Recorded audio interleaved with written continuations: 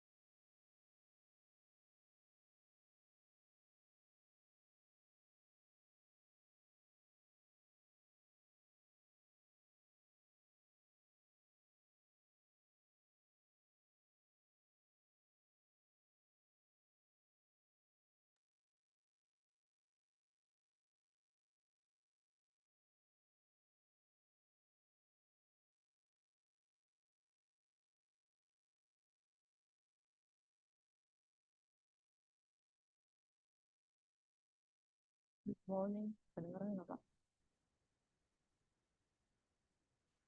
Good morning. Lagi saya bermasalah. Good morning.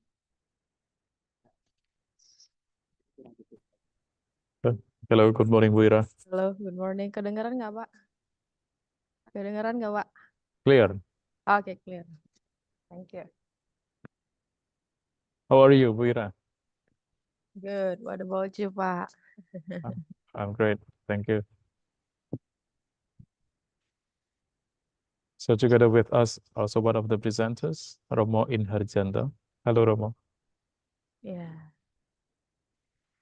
We are going to check the sounds, whether there is a problem or technical issues. Hello, good morning. Good morning, Morning. everyone. Morning, Romo. How are you doing? Good, good. How about you, Romo? I'm great. Thank you, Miss Ira. Yeah.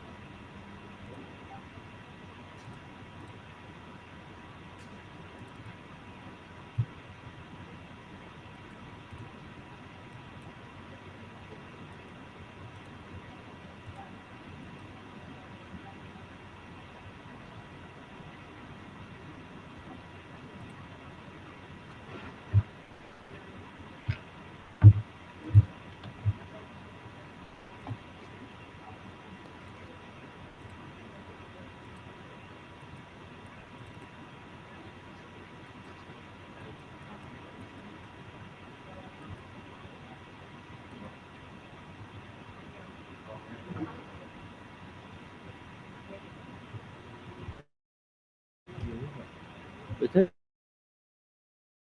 buka. Itu.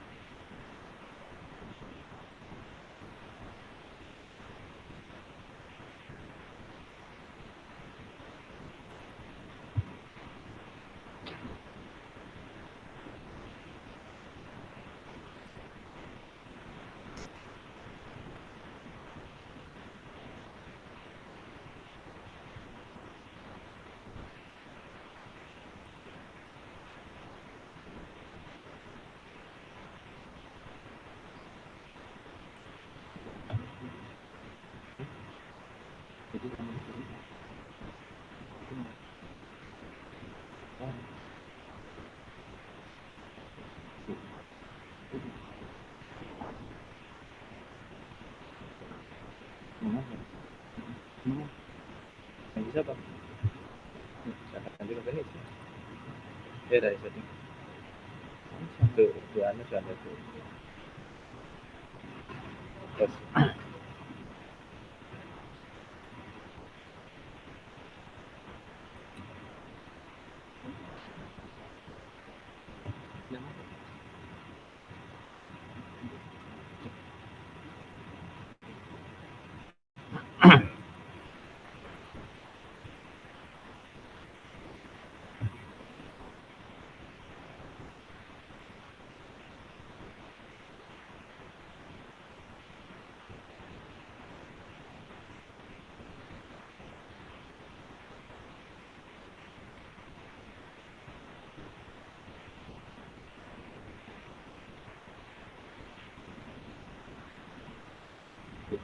Bisa.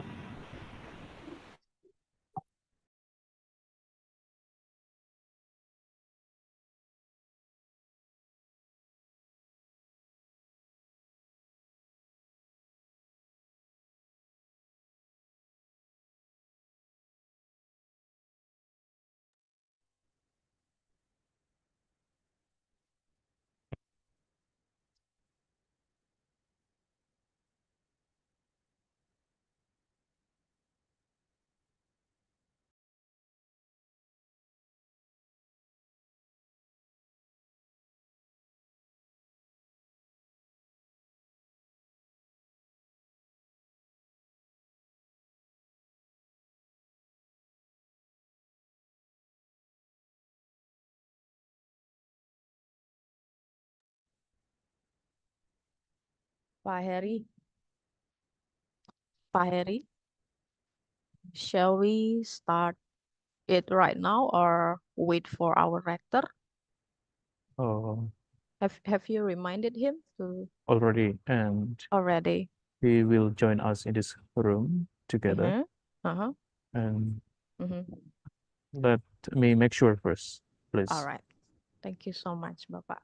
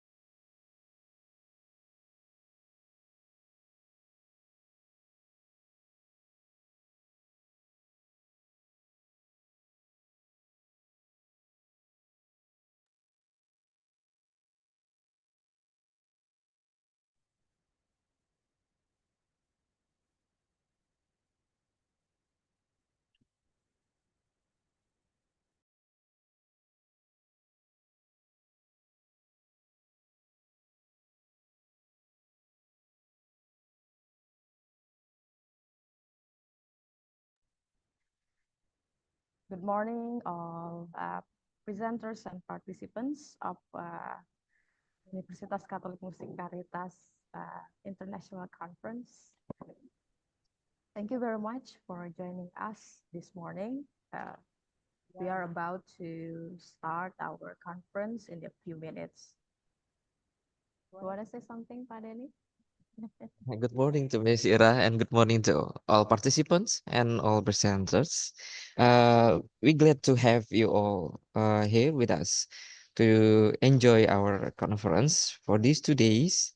And we hope our conference will give us insights, especially in how we open our discussion and innovation in multidisciplinary research. Exactly. There will be a lot of fruitful and also insightful information from our invited and also keynote speaker, of course, ya, Pak Denny, ya. Oh, yes, because we have 6 marvelous speakers Yeah. who has a reputation globally Of course, of course. because we've seen their publication and they had joined the research project in multidisciplinary nationally, regionally, and also in global issues. Exactly. And there will be fun and interesting discussion as well. I believe so, right? Right. Yeah. Yes. So I think that we have to wait for a few more minutes. And while waiting for other presenters and participants as well. Hopefully we can start in a few minutes. To all the participants and also presenters, we remind you, even though you are very eager to join our conference, don't forget to get your fruit intake regularly to make sure that you're healthy and also get the right posture along you enjoy our conference. Exactly. Stay healthy, stay fit, ya, Pak, ya. Yes, Ms. Ira. Yeah, Pak Denny remind us to stay healthy, eat good food. All right.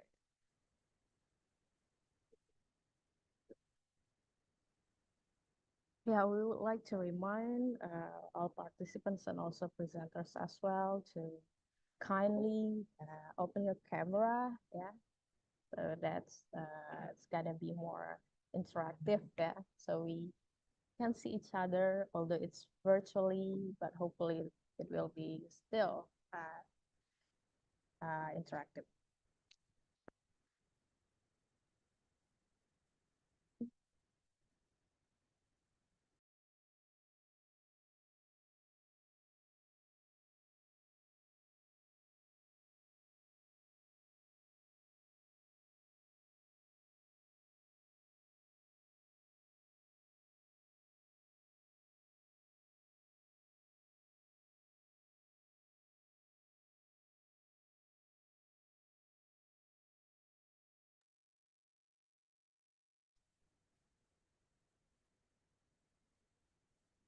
Also, to all the presenters, make sure you have read the conference program book Bayar dong, masa gratis? yesterday.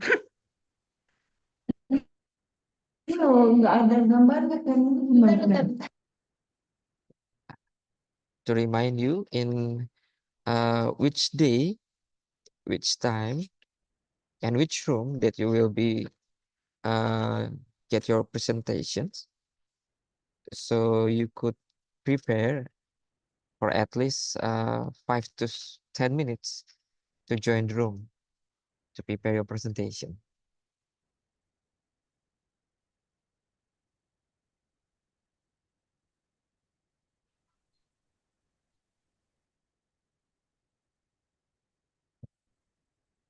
And Miss Ira, we've seen that there are 108 participant join in this Zoom meeting, Yeah. that even though we have in our data who submit as participant is almost 150, so we're still waiting for you to join our meeting. Yeah, of course. Yeah, we still wait for others.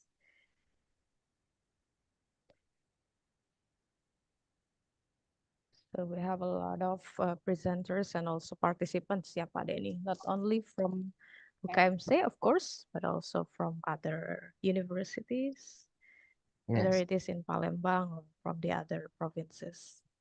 And I heard, Miss Ira, we Yes. have another participant from Really? Taiwan also, and also Oh, Philippines. wow. Oh, or maybe the details will be Yeah. announced by our head of Lustrum Yeah, committee. exactly. Okay. All right. I think that,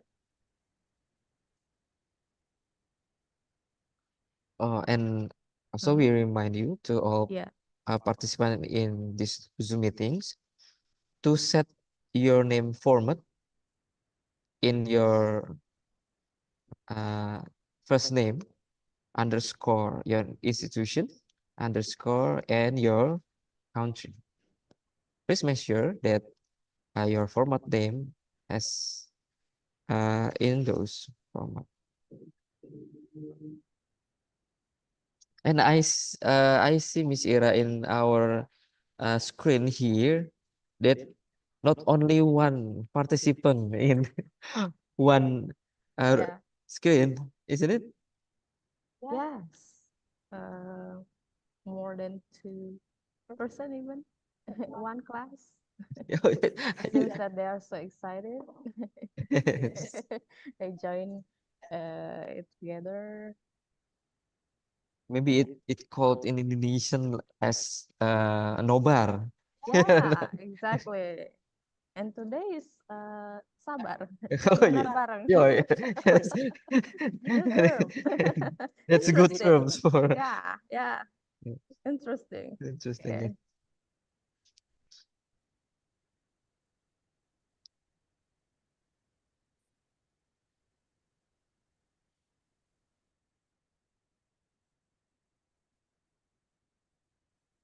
Mm.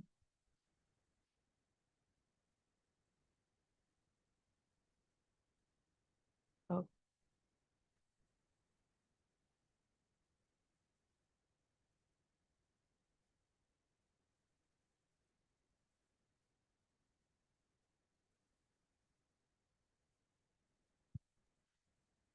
shall we start right now?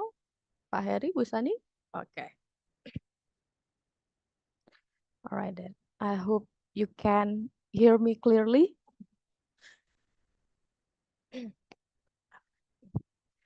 Greetings to distinguished guests.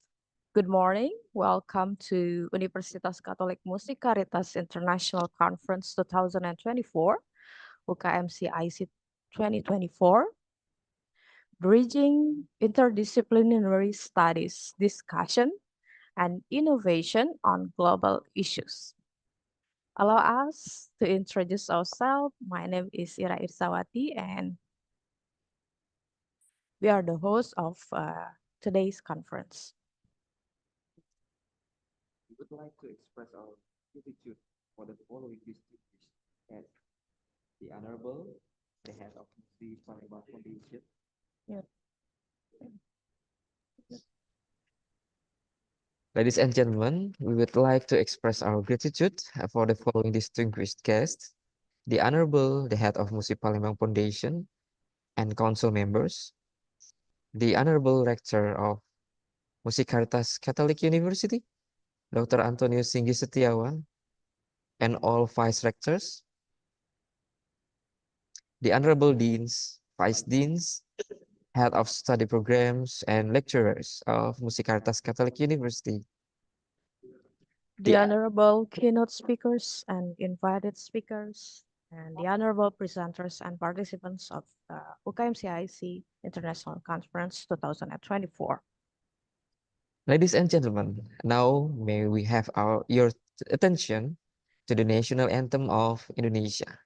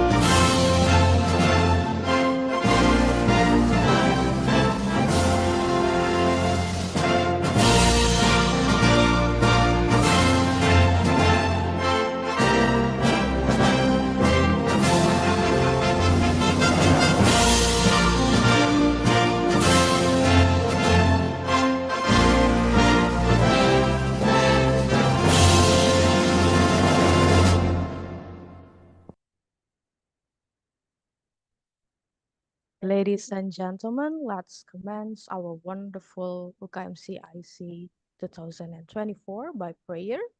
We would like to invite Romo Anselmus Inharjanto SJY and Phil to lead the prayer.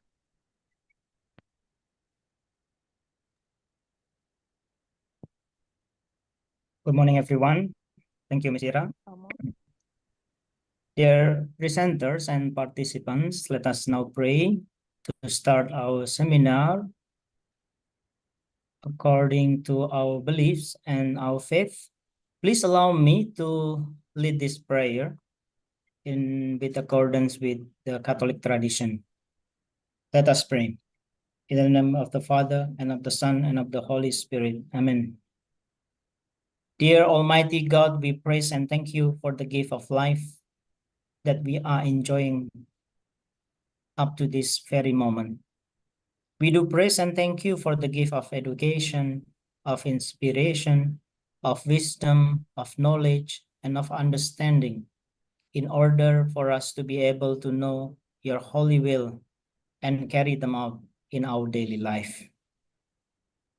At this beautiful occasion, we ask your providential guidance, care, and protection, so that we may be able to listen attentively to the presenters, their dissemination, and discussion during our International Seminar 2024 at Musicaritas Catholic University. Moreover, bless us so we are led to a meaningful and successful seminar.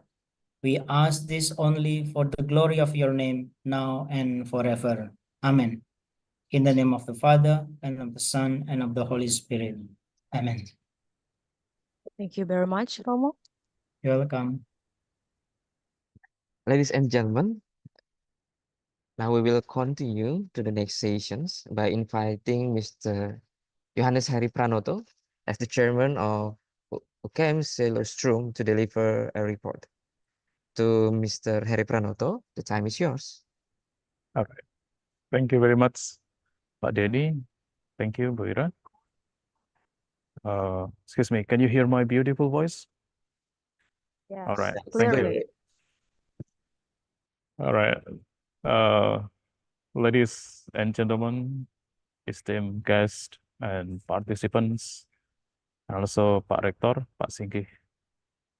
On behalf of the organizing committee, we would like to extend a warm welcome to all presenters and participants at the UKMC International Conference 2024, which is part of the event series celebrating Lustrum 2 UKMC. So I would like to inform you that this conference is a continuation of last year's UKMCIC 2023. So this event is the second series of UKMCIC. It is an honor, together with such a diverse group of students, lecturers, practitioners, and general attendees coming from different regions and countries who share a common goal, which is to engage in meaningful discussions that bridge interdisciplinary studies and foster innovation on global issues.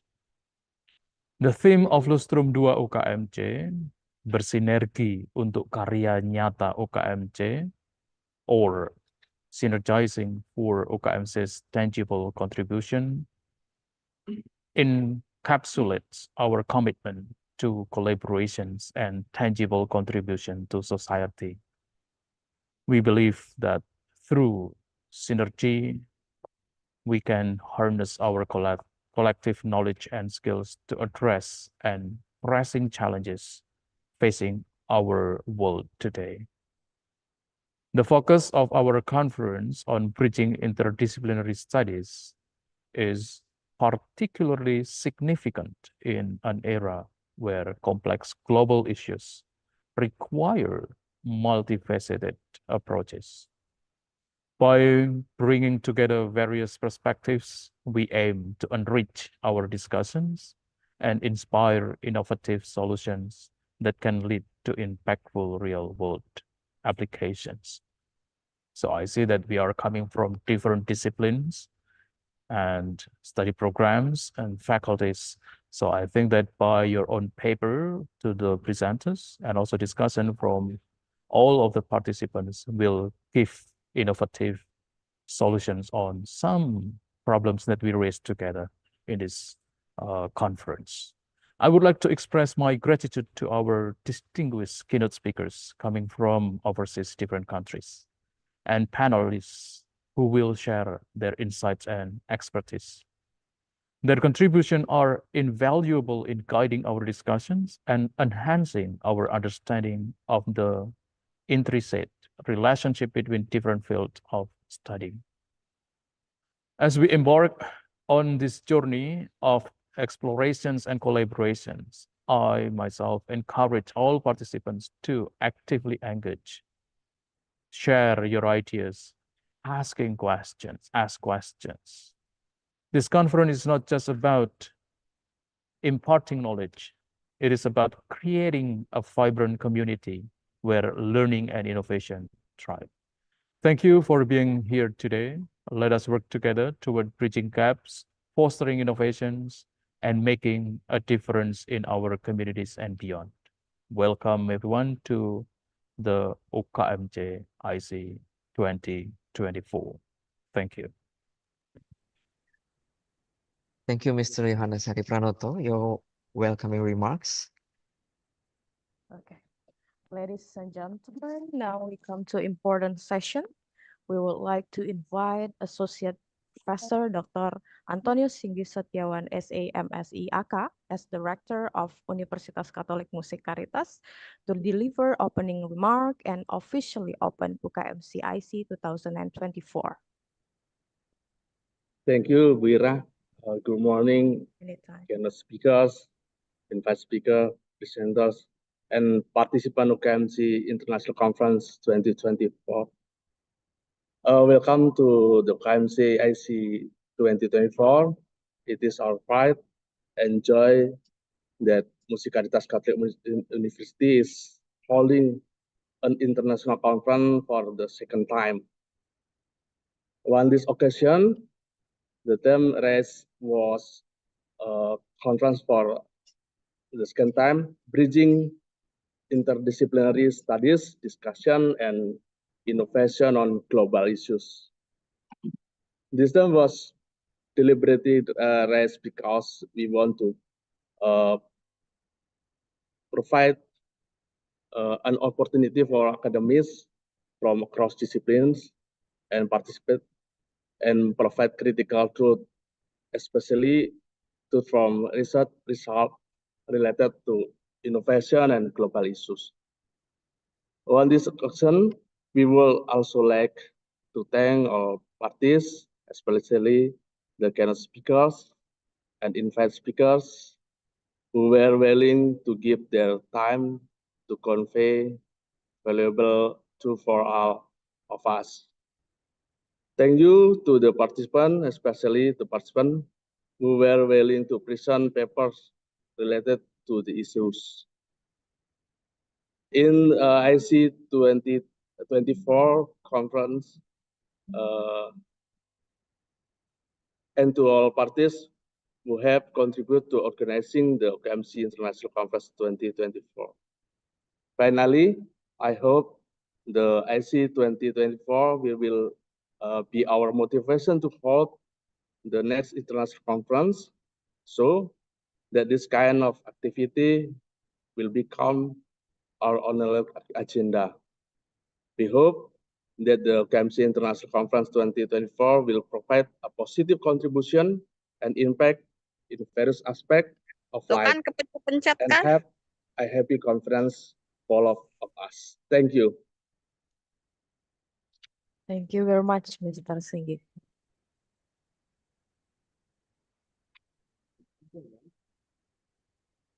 Ladies and gentlemen, in this conference is brought to you by Musikaritas Catholic University as a host for our conference today and the next day, but also we have Indonesian Catholic Lecturer Association or IKDKI, Ikatan Dosen Katolik Indonesia, as our co-host. Now we would like to introduce you, our host and co-host with these videos.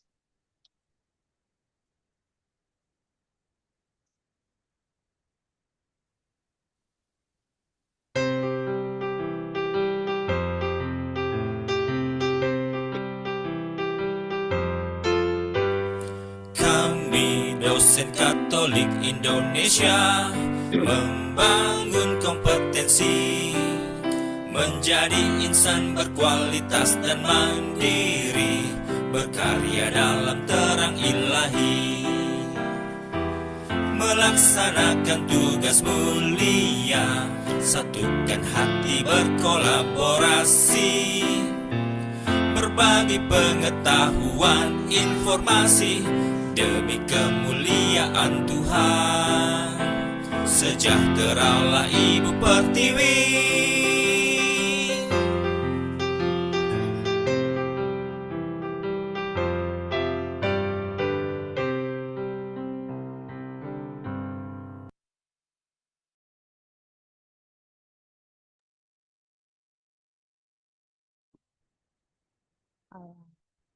So we would like to thank you, Panelis, to IKDKI for the support to our conference of the day.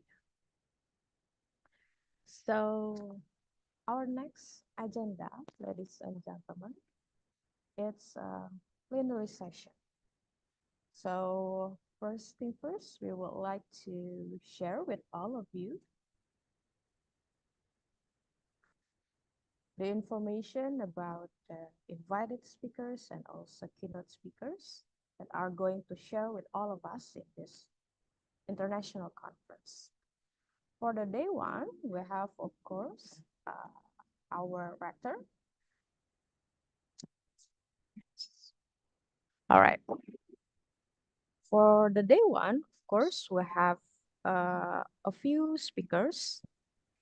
Here we have 3 invited speakers and also 1 keynote speakers.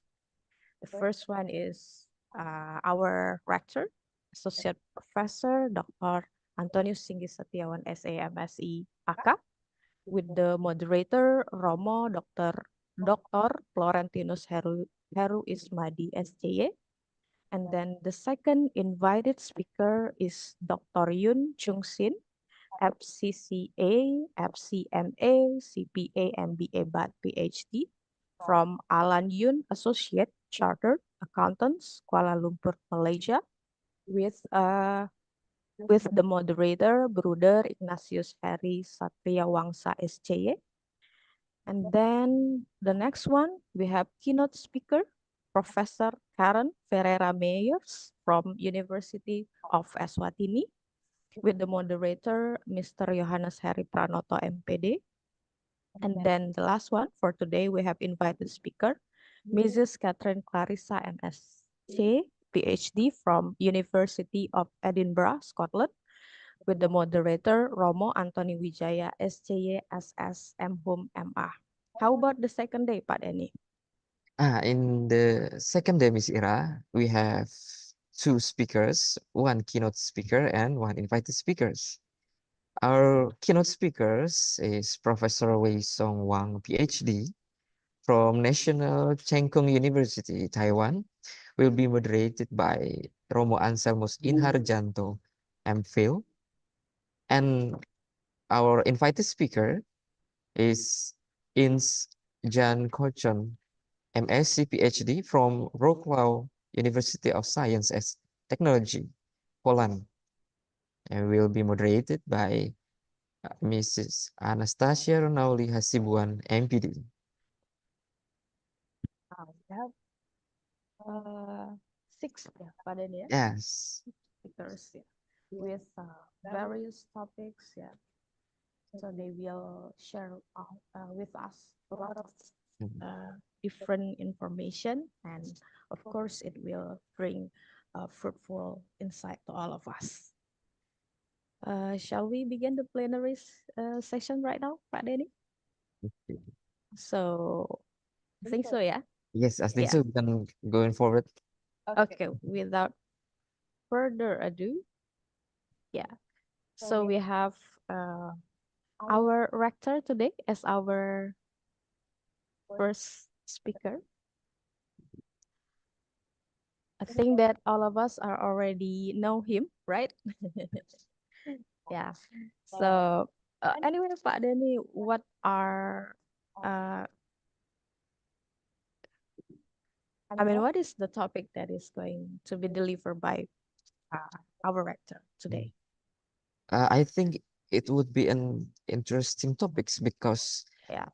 in the field of research interest of It deals with economical, of course, yes, I yeah. think it's Yeah, yeah, economy. yeah. For your information, ladies and gentlemen, Mr. Singgi is not only director of Universitas Katolik Musikaritas, but also he is also lecturer, yeah, Yeah. in business and accounting faculty. So in Universitas Katolik Musikaritas, we have 4 faculties. The first one is business and accounting faculty, and then we have humanities and education faculty, and then science and technology faculty, and also health science faculty.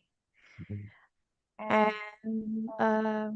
like we told you before, our moderator is also from business and accounting faculty.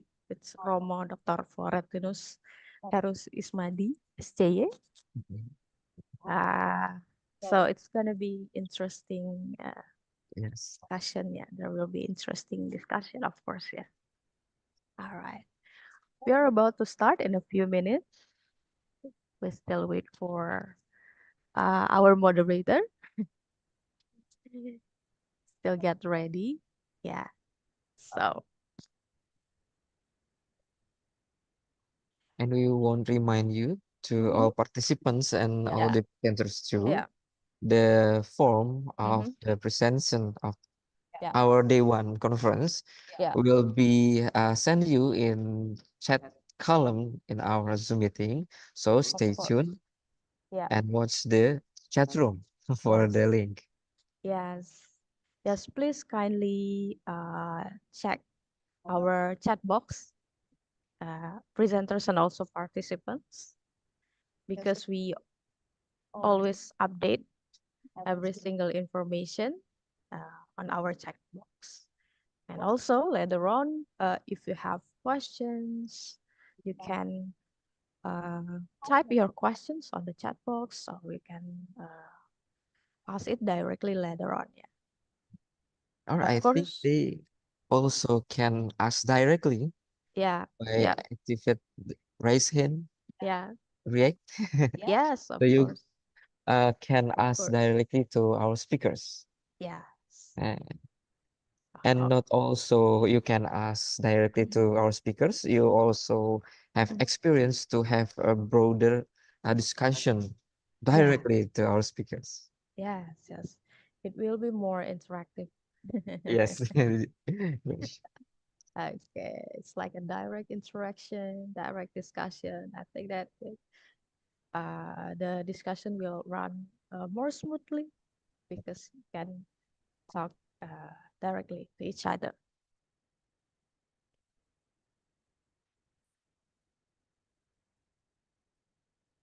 All right.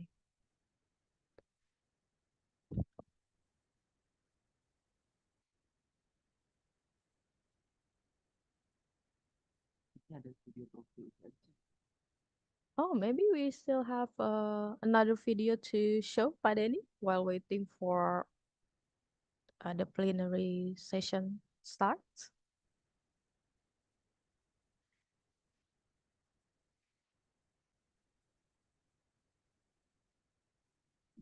Yeah. Our moderator, yes. Maybe you have mentioned about Mhm. UKMC Expos. Yes. For faculty. Yes. It will be accommodated our speakers. Yeah, yeah, of course. And also we have Mute, Pak. Mute, Pak.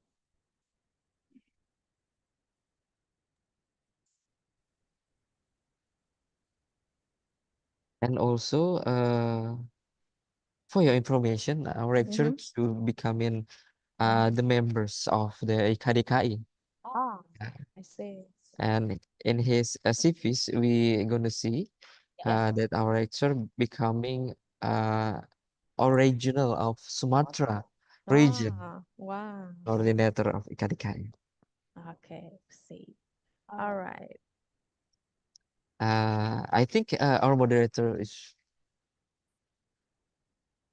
going to Not ready. yet. Not yet. Yes. Yeah. Oh, yeah. Still need a little bit more time. So it's nice to have a kind of collaboration like that, yeah, Padeni, yeah, Yes. between the UKMC and also IKDKI, yeah, to hold this kind of event together. Yeah. Wow, Romo Heru is already here. Welcome, Romo. Yeah. Good morning, Miss Ira. Good morning, Romo. How are you doing? Good? I'm This good, thank all you. right. Okay. All right, Romo. We believe that we have to start the plenary session right now. You ready? Yes. Okay, Okay. I'm ready. Over to you, Romo. Okay, thank you, Miss Ira. My pleasure. After having an official opening, now I would like to welcome you to the great session of our conference. Our agenda includes a presentation followed by a Q&A session. And my role is to ensure that we make the most of our time and keep things running smoothly. Our first segment will be the presentation. The speaker will share valuable insight on strategic management accounting and provide us with a deeper understanding of the new management paradigm. The presentation is expected to last approximately 45 minutes. And following the presentation, we will allocate about 15 minutes for a Q&A session. Ladies and gentlemen, distinguished guests, and participants, it is my honor to serve you as your moderator for this session. We are delighted to welcome you all here today. Now, please allow me to introduce our invited speaker, Mr. Associate Professor Dr. Antonius Singa Setiawan. He is a role model and an inspiration to many young people, especially at our esteemed university. Regarding his qualification, he completed his master's degree at Diponegoro University in Semarang, Indonesia, and earned his doctorate at 11 Maret University in Surakarta, Central Java.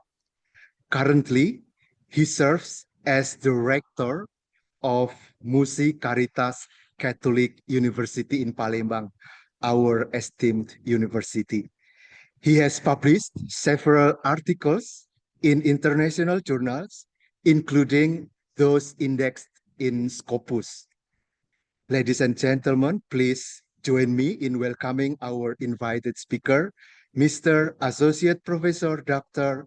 Antonius Singa Setiawan from Musi Caritas Catholic University.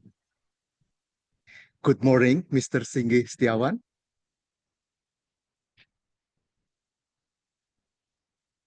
Good morning, Father.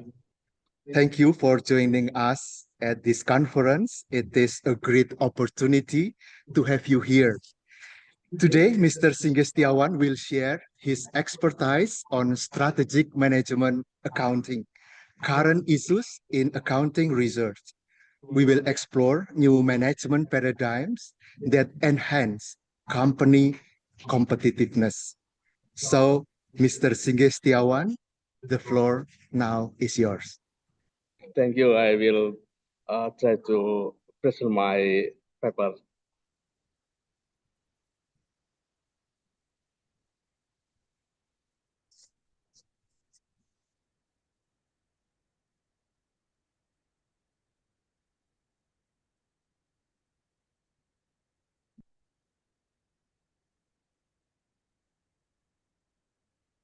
Okay.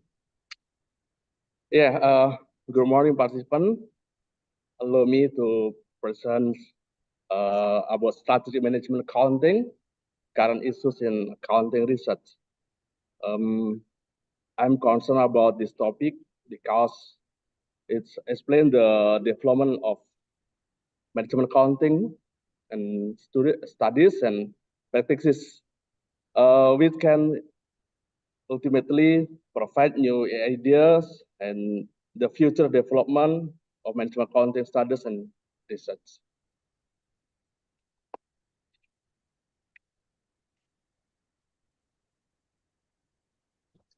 In the introduction section, I will explain how the evolution of the role of accounting in the world of business and management.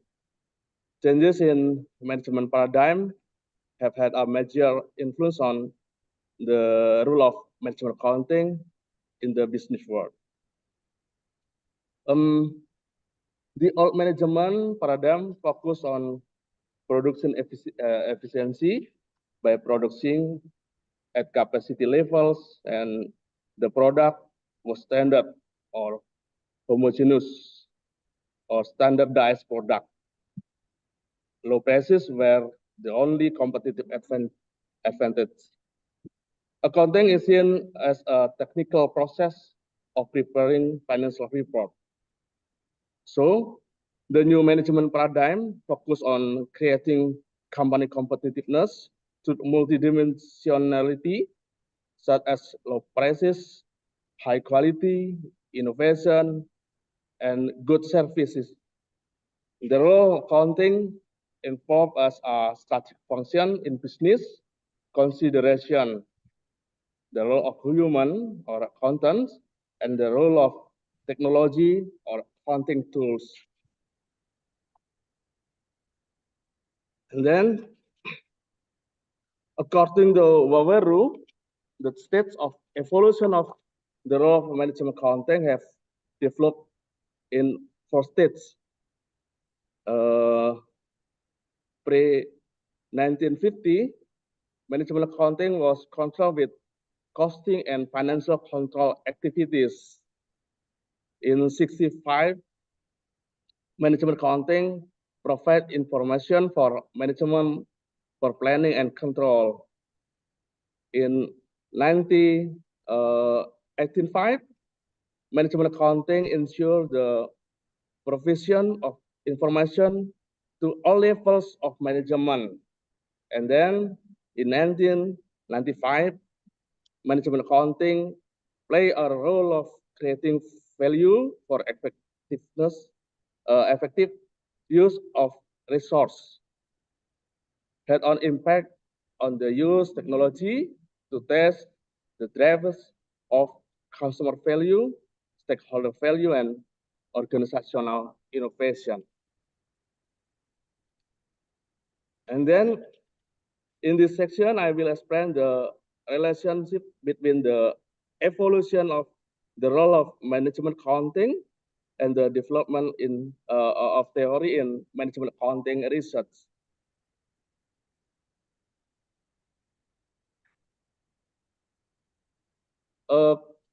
Conventional wisdom, the period before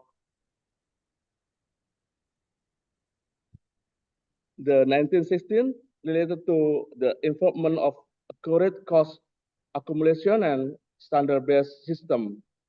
And then agency theory between 1916 until 1917 led to contracts, and then contingency theory had the term countering universal rules by Islam and Hu states the contingency theory is an approach to the study of organizational behavior in explaining how contingent focus such as technology, culture, and the company's internal environment influence organizational design and functional. And then strategic management accounting period in 1990 to present recognition of the company's external environment. Strategic management accounting is developing and becoming very important in business management because it is a more strategic role of accounting, both in the context of people and accounting tools and technology.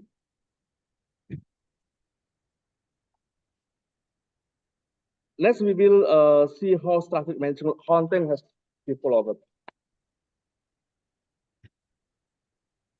The early 1918 emerged as an important period in the evolution of strategic management and strategic management accounting introduced by Simmons. And then SMA, provision and analysis of management accounting data about business and competitors used to develop and monitor business strategies by Nixon and Byrne. And then SMA is applied to companies operating in a competitive environment by adopting sophisticated management accounting technique by Sy and Roslander. And then three comprehensive classification framework of SMA techniques by Goulding et al., namely environmental and market orientation, and then competitor focus and long-term orientation. And so SMA is an integral part of the strategic decision-making process by Scott and Tyson.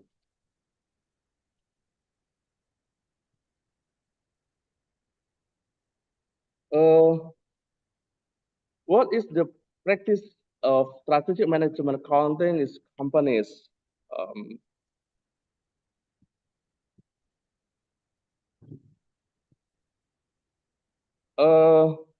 Role of the accountant.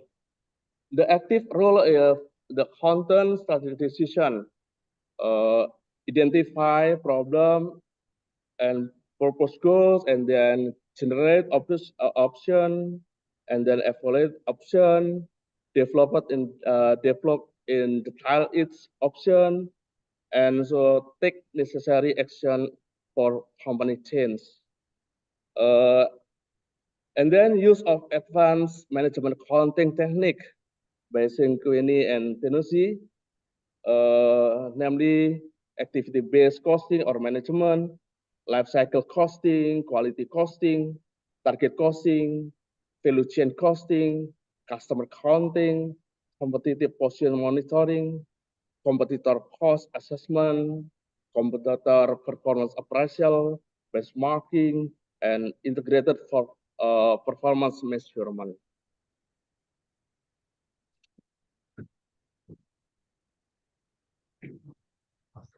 And then we look contingency perspective.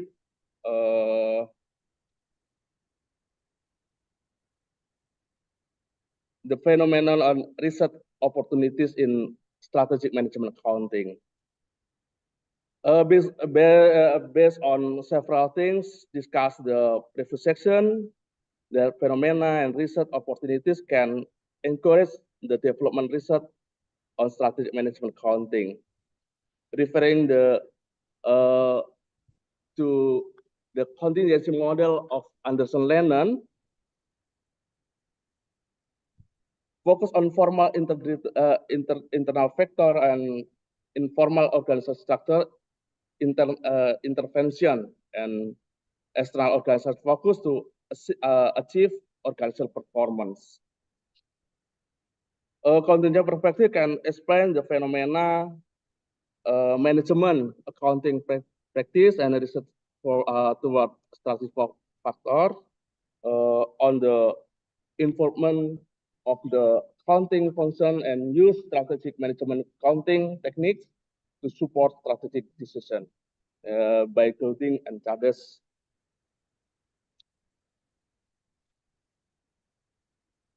Anderson Lennon model explain the competitive strategy can have an impact on the effectiveness of organizational structure.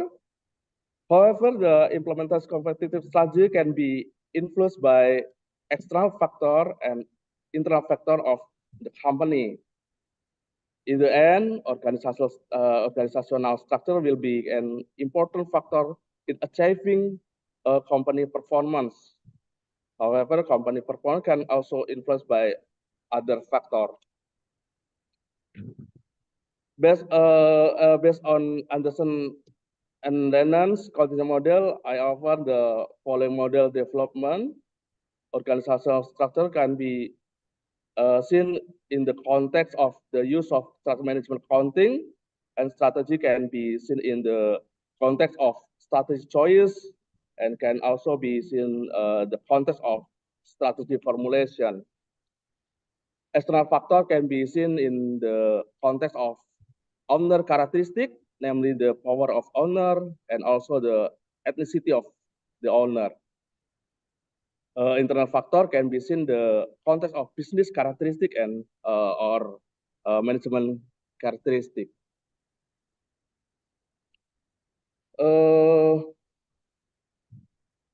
Furthermore, the model that can be offered is the antecedent and consequence model. SMA can be seen the context of role of accountant and use the advanced management accounting technique. Consequences in the context of performance, namely financial performance and non-financial performance. However, the effect of SA to performance has been widely researched in the while the research potential that is still very open in is on the Anderson factor to SMA. Anderson factor, namely strategy option, strategy formulation, owner power, owner ethnicity, business characteristic, and management characteristic.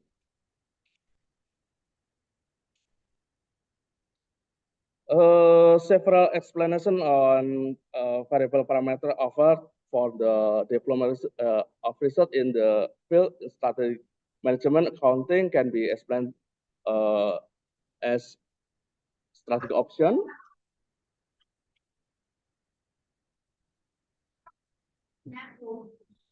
Strategy option is strategy as the means of companies to achieve and maintain competitive advantage over other companies. Typology of miles and so strategies, prospector and defender pattern related to the level of product and market change, and then group and Govindarajan typology, strategy, mission, namely bull and harvest, and then Porter typology, strategic position, differentiation, and cost leadership. For the strategy formulation, refer the company's process of defining the overall long-term direction and scope of the company, the essence to which the company creates a strategy formulation orientation based on strategic intention, strategic thinking, and strategic action by means of. And then owner power, a measure of locus power between business owner and business operators by Turner and Golding. Owner ethnicity is collective identity can be an initial and important dimension of self-identification beckoning. Collective identity will be distinctive so that it can differentiate it from the other ethnic groups. And then about business characteristic possessed by companies that reflect entrepreneurial and improvisation characteristics that enable companies to adapt to environmental uncertainty, namely ability to see opportunities, the ability to improve. Management characteristic, what the personal characteristic of management, entrepreneur type, technology planner type, risk taker type, easily assured or board type, and willing to share type.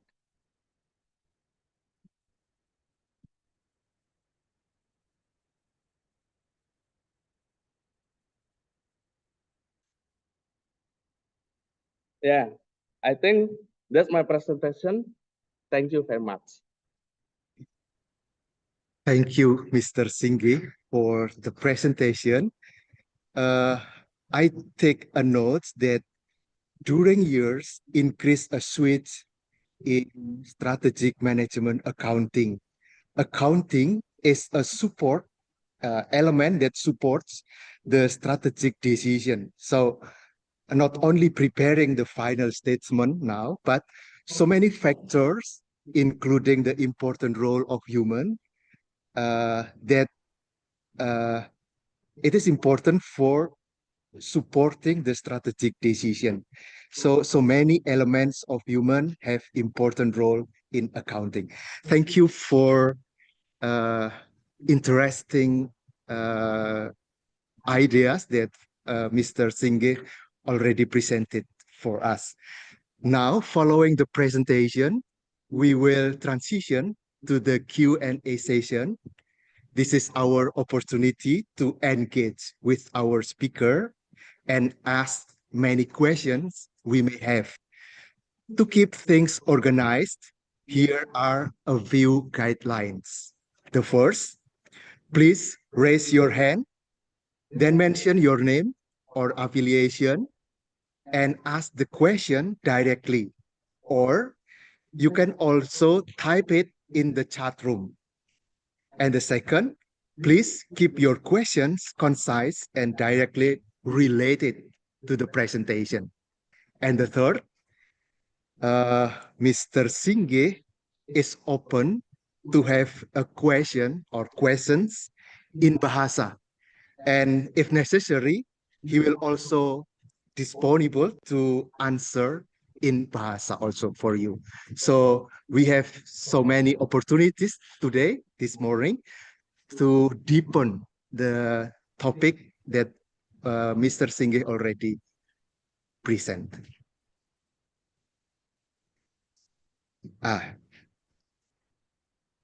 So now I try to ask one question first during waiting for the participation of all the participants. A question I will ask in English, but I will also translate in Bahasa. Mr. Singa, some people are afraid to adopt new management approaches. Why? Because they believe that it will increase cost, which could lead a loss of competitiveness in our industry.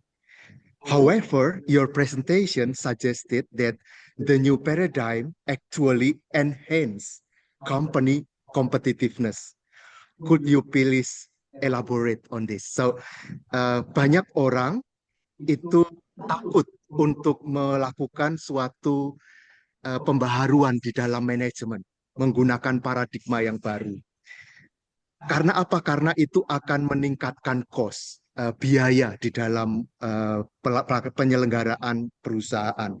Ketika biaya naik, maka lalu competitiveness, daya saing kita turun.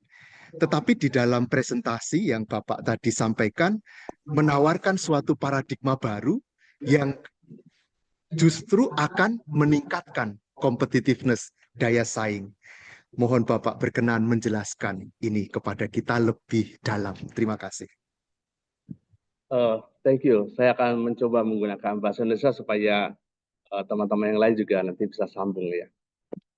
Pertanyaan kritis yang seringkali muncul, apakah memang benar dengan beralih kepada paradigma baru terkait dengan pengelolaan bisnis itu akan lebih kompetitif? Ya, mungkin saya akan memberikan sebuah analogi, misal begini. Tatkala sebuah organisasi itu sudah merasa cukup puas dengan kondisi yang dialami saat ini, kemudian dia tidak melakukan tindakan apa-apa, maka yang terjadi adalah dia akan berada pada situasi yang kritis. Kenapa? Karena bagaimanapun masyarakat itu mempunyai perkembangan kebutuhan, perkembangan pemikiran, dan juga kekritisan juga berkembang. Sehingga kalau misalnya sebuah organisasi tidak berupaya untuk berinovasi, tidak berupaya untuk berkembang, ya padannya akan tertinggal. Kita bisa mengambil sebuah contoh misalnya, dulu siapa yang tidak kenal dengan Nokia misalnya. Dulu siapa yang tidak kenal dengan BlackBerry misalnya. Dulu siapa yang tidak kenal dengan misalnya grup Ramayana misalnya. Nah, waktu itu mereka sangat berjaya. Tetapi teknologi berkembang. Kebutuhan penggunaan teknologi juga berkembang. Fasilitas teknologi berkembang. Tatkala mereka tidak merespon perkembangan itu, yang terjadi saat ini adalah Nokia sudah tidak ada lagi. BlackBerry yang waktu itu sudah mulai mencoba untuk advance terkait teknologi, tetap dia akan tertinggal. Ramayana sekarang mungkin tinggal berapa gerai saja. Nah, ini menunjukkan bahwa bagaimana orang yang kemudian tidak berupaya untuk berinovasi, dia akan tertinggal. Dia akan kehilangan competitiveness. Dan misalnya kalau ini analoginya ada di kita secara personal misalnya. Secara personal pun hal yang sama. Kalau kita misalnya tidak mau belajar dengan lebih keras lagi, tidak mau meningkatkan bagaimana level belajar kita, ya kita akan ketinggalan dalam hal ilmu pengetahuan dan keterampilan. Oleh sebab itu, saat nanti kita akan melamar pekerjaan di tempat-tempat lain, ya itu juga akan menjadi problem untuk kita. Sehingga ya terkadang ini menjadi semacam apa namanya ya bisa dikatakan apakah memang benar bahwa kemudian berupaya untuk berinovasi, berkembang itu pasti kompetitif? Ya kembali lagi bagaimana kita harus mempunyai target tentang inovasi itu sendiri gitu ya. Nah, apakah kemudian akan mempengaruhi biaya? Pasti, tetapi dalam konteks bisnis, akuntansi khususnya, kita juga harus melihat dalam dua konteks. Dana yang kita keluarkan itu, apakah akan kita anggap sebagai beban, atau kita akan anggap sebagai investasi? Ini juga menjadi pertanyaan kritis. Kalau kita hanya melihat itu sebagai beban, ya akan menjadi kerugian. Itu akan menjadi sesuatu yang nampak berat dikeluarkan. Tapi kalau ini menjadi investasi, artinya kita sudah pikirkan targetnya seperti apa, proses pencapaian seperti apa, proses tahapan seperti apa. Sehingga itu juga akan menjadi pertanggungjawaban bagi kita yang memutuskan keputusan investasi itu. Sehingga untuk menjawab secara ringkas apa yang menjadi pertanyaan kritis tadi adalah, ya, namanya investasi, namanya meningkatkan kapasitas adalah sebuah keniscayaan saat ini, karena persaingan yang terjadi saat ini adalah bagaimana kita mampu merespon kebutuhan ini dengan cara kreatif, inovatif, dan ya berkebaharuan, dan tentunya juga harus ada investasi ke sana. Kira-kira seperti itu yang bisa saya tanggapi. Terima kasih. Thank you, Mr. Singa. So, without innovation, we will lose our competitiveness, competency. And with innovation, we will have more return to cover the cost of innovation. So it is, we can say that inovasi adalah sebuah keharusan di dalam sebuah usaha. Thank you for this response for the first question. We can try to find, if someone try to ask something, please raise your hand and open your mic. You can directly ask to Mr. Singa. In the chat room, there is one question. I will read it. How are digital technologies such as blockchain and artificial intelligence, AI, shaping modern accounting perspectives? This question for Ms. Ega Leofani. If you ready to answer, please now answer this question, Mr. Singa. Okay, I will try to answer. Ya, teknologi berkembang, kemudian diikuti dengan berbagai fasilitas yang kemudian disediakan oleh teknologi itu sendiri. Tapi pada prinsipnya adalah teknologi itu adalah alat. Tetap pengambil kebijakan itu di sisi manusia, kan gitu.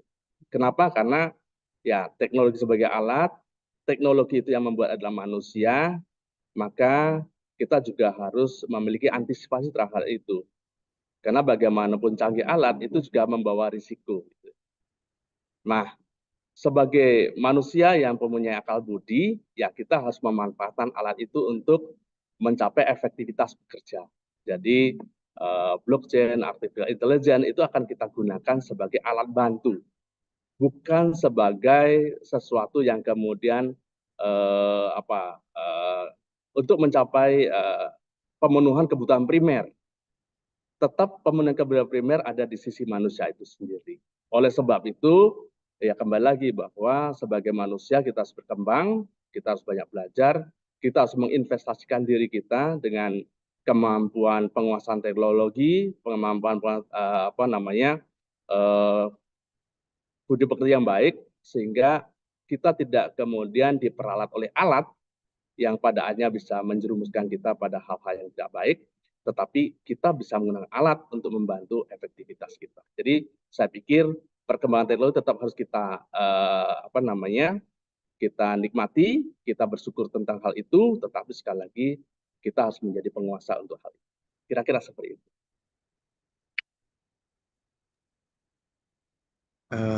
Thank you, Mr. Singa. From the message that arrived to me, there is a question.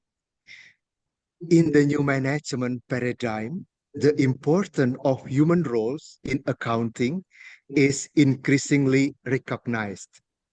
How do you see the evolution of accounting beyond the technical process of preparing annual financial statement? So, dalam paradigma manajemen yang baru ini, peran manusia sangat digarisbawahi kepentingannya di dalam akuntansi. Apakah Bapak berkenan untuk menjelaskan evolusi ini dari yang semula sangat ditekankan tentang bagaimana membuat pelaporan keuangan secara teknis, prosesnya, sekarang ada penekanan baru tentang peran manusia dengan segala faktor elemen yang ada dalam diri manusia, termasuk berkaitan tentang etnis dan sebagainya. Mohon berkenan menjelaskan. Terima kasih. Baik, pertanyaan kritis yang sangat baik di sini. Memang betul dari berbagai studi yang ada, termasuk bagaimana kita mengamati proses praktis yang dilakukan oleh penggiat akuntansi, pada periode-periode lampau, akuntan itu hanya berkutat pada urusan menyiapkan dan menyusun laporan keuangan. Artinya akuntan hanya berkutat pada aspek klerikal saja, jadi administratif saja. Nah, tetapi sebenarnya akuntan memiliki peran yang sangat strategis dalam menentukan kebijakan keputusan organisasional.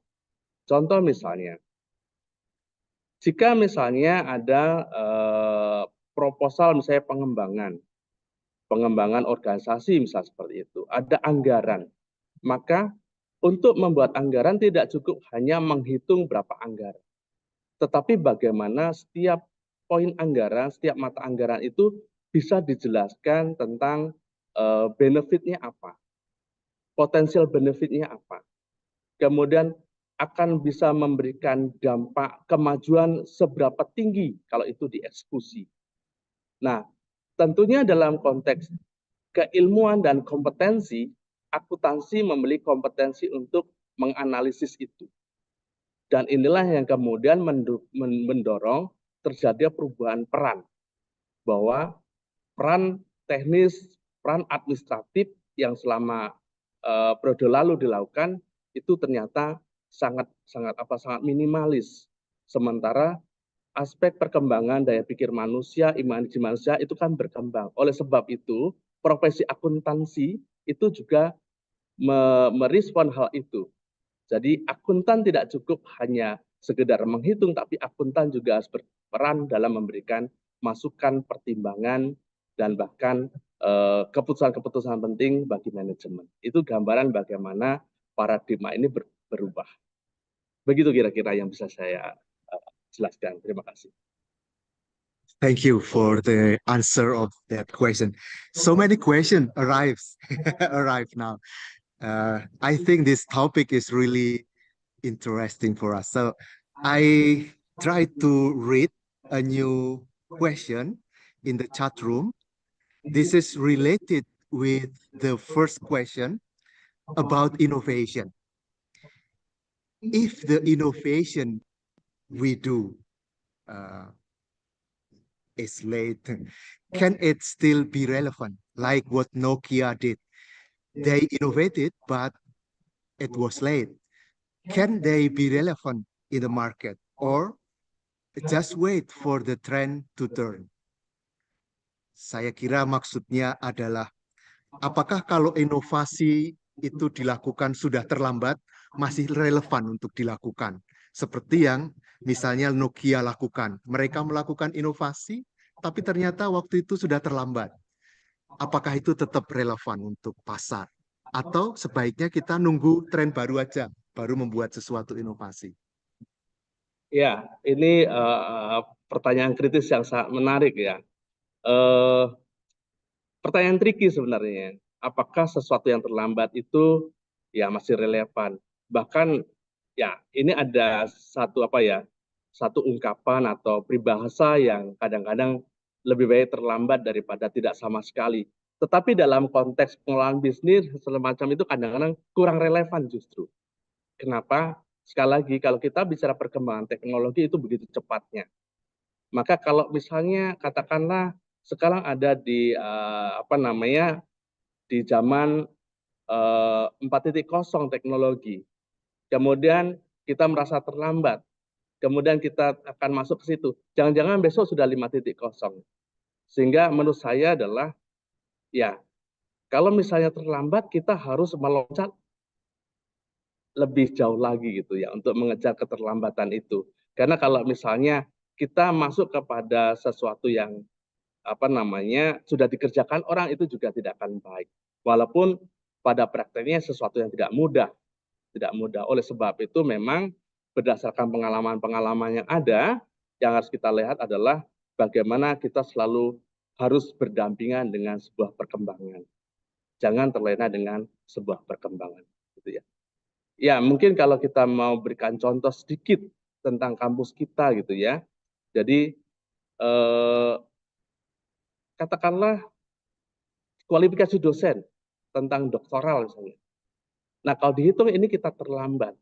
Nah, apakah dengan keterlambatan kemudian kita merespon dengan cara sedikit? Tidak. Maka misalnya kebijakan universitas mulai 2 tahun yang lalu, kita nggak bisa mengirimkan dosen sekolah dokter itu hanya 2 atau 3.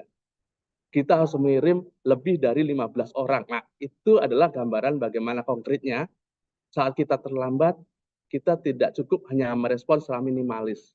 Saat kita tahu terlambat, kita harus merespon secara lebih optimal lagi supaya tingkat keterlambatan, stage keterlambatan itu segera kita bisa isi semua kosongan itu.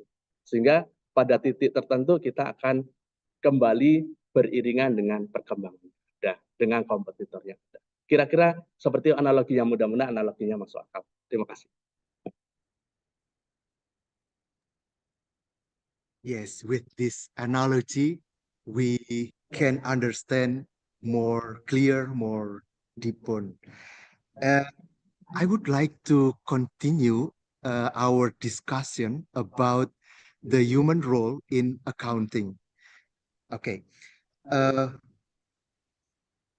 If we talk about accounting, in our mind, we have an idea about standard, about system. And now you talk about the human role in accounting.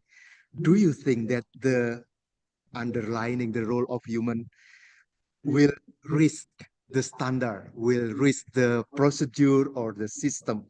Because everyone has her or his own style in working, in doing the accounting. Please give us explanation about this. Thank you. Ya, kembali lagi bahwa bicara tentang akuntansi itu berkembang, kemudian akuntansi tidak hanya merujuk pada bagaimana menyiapkan pelaporan, tapi juga bagaimana akuntansi itu bisa berbicara banyak untuk membantu proses bisnis itu berjalan. Maka kalau kita bicara manusia, ya memang ini harus hati-hatian bahwa standar itu ada. Standar yang berlaku adalah untuk akuntansi keuangan. Jadi kalau kita bicara akuntansi, setidaknya itu ada dua jenisnya, akuntansi keuangan atau nanti itu kaitannya dengan proses pelaporan yang akan digunakan pihak-pihak berkepentingan eksternal, apakah itu kreditor, apakah itu juga calon investor, tapi juga akuntansi yang nanti akan digunakan oleh pihak internal yang kita kenal dengan akuntansi manajemen. Nah, dalam konteks akuntansi manajemen inilah yang butuh banyak kreativitas karena akuntansi manajemen akan mendorong perkembangan dari proses bisnis itu sendiri. Keputusan untuk investasi, keputusan untuk mengembangkan bisnis, keputusan untuk berafiliasi dengan pihak lain, itu juga nanti akan banyak menggunakan aktivitas akuntansi manajemen, karena itu akan menghitung berbagai hal, melihat berbagai hal mempertimbangkan. Nah, tetapi yang terpenting walaupun tadi menyinggung tentang standar, yang penting adalah bagaimana standar itu dijalankan. Bagaimana kejujuran menjalankan standar. tatkala misalnya akuntansi manajemen yang berkaitan dengan aktivitas kreativitas, itu juga bagaimana akuntan-akuntan terlibat juga menggunakan kreativitas yang punya integritas. Maka kembali lagi bahwa apapun prosesnya itu akan sangat diharapkan pihak-pihak yang terlibat adalah menggunakan prinsip integritas kejujuran dalam menjalankan tugasnya. Ada standar walaupun dijalankan, tapi standar pun buatan manusia, pasti akan ada celah bagaimana menginterpretasikan itu, walaupun sebenarnya dalam proses standar sudah ada batasan interpretasi, tapi kadang-kadang interpretasi itu tetap bisa saja diselewengkan. Maka sekali lagi yang terpenting apapun profesi termasuk akuntansi adalah bagaimana menjaga integritas itu. Karena bisnis yang kemudian bermanfaat adalah bisnis yang menguntungkan banyak pihak, semua pihak, bukan menguntungkan sedikit pihak atau pihak tertentu dengan cara-cara curang. Jadi sekali lagi ini yang terpenting. Ada alat untuk membantu aktivitas, ada standar yang kemudian bisa mengarahkan proses, tetapi yang terpenting adalah bagaimana faktor masnya harus menjaga integritasnya. Begitu kira-kira yang bisa saya tangkap. Terima kasih. Thank you. It is a clear idea for us. Thank you, Mr. Singa. Your idea warmed our heart and our mind. So many questions arrive now. There's Dharma Widi. Good morning, Bapak. Saya Dharma Widi. He asked, how important is the role of the strategic management accounting to support the development of a business? Actually, I do not really understand what the meaning of this question, but I think Mr. Singa can respond this question directly. Baik, ya dalam konteks manajemen strategi manajemen accounting, jadi sekali lagi bahwa akuntansi manajemen berkembang tidak hanya dalam konteks hitung-menghitung saja, tetapi juga bagaimana mempertimbangkan, melihat, mengukur banyak faktor. Jadi kalau tadi dalam presentasi sempat saya singgung juga bahwa perkembangannya penggunaan teknik-teknik akuntansi manajemen yang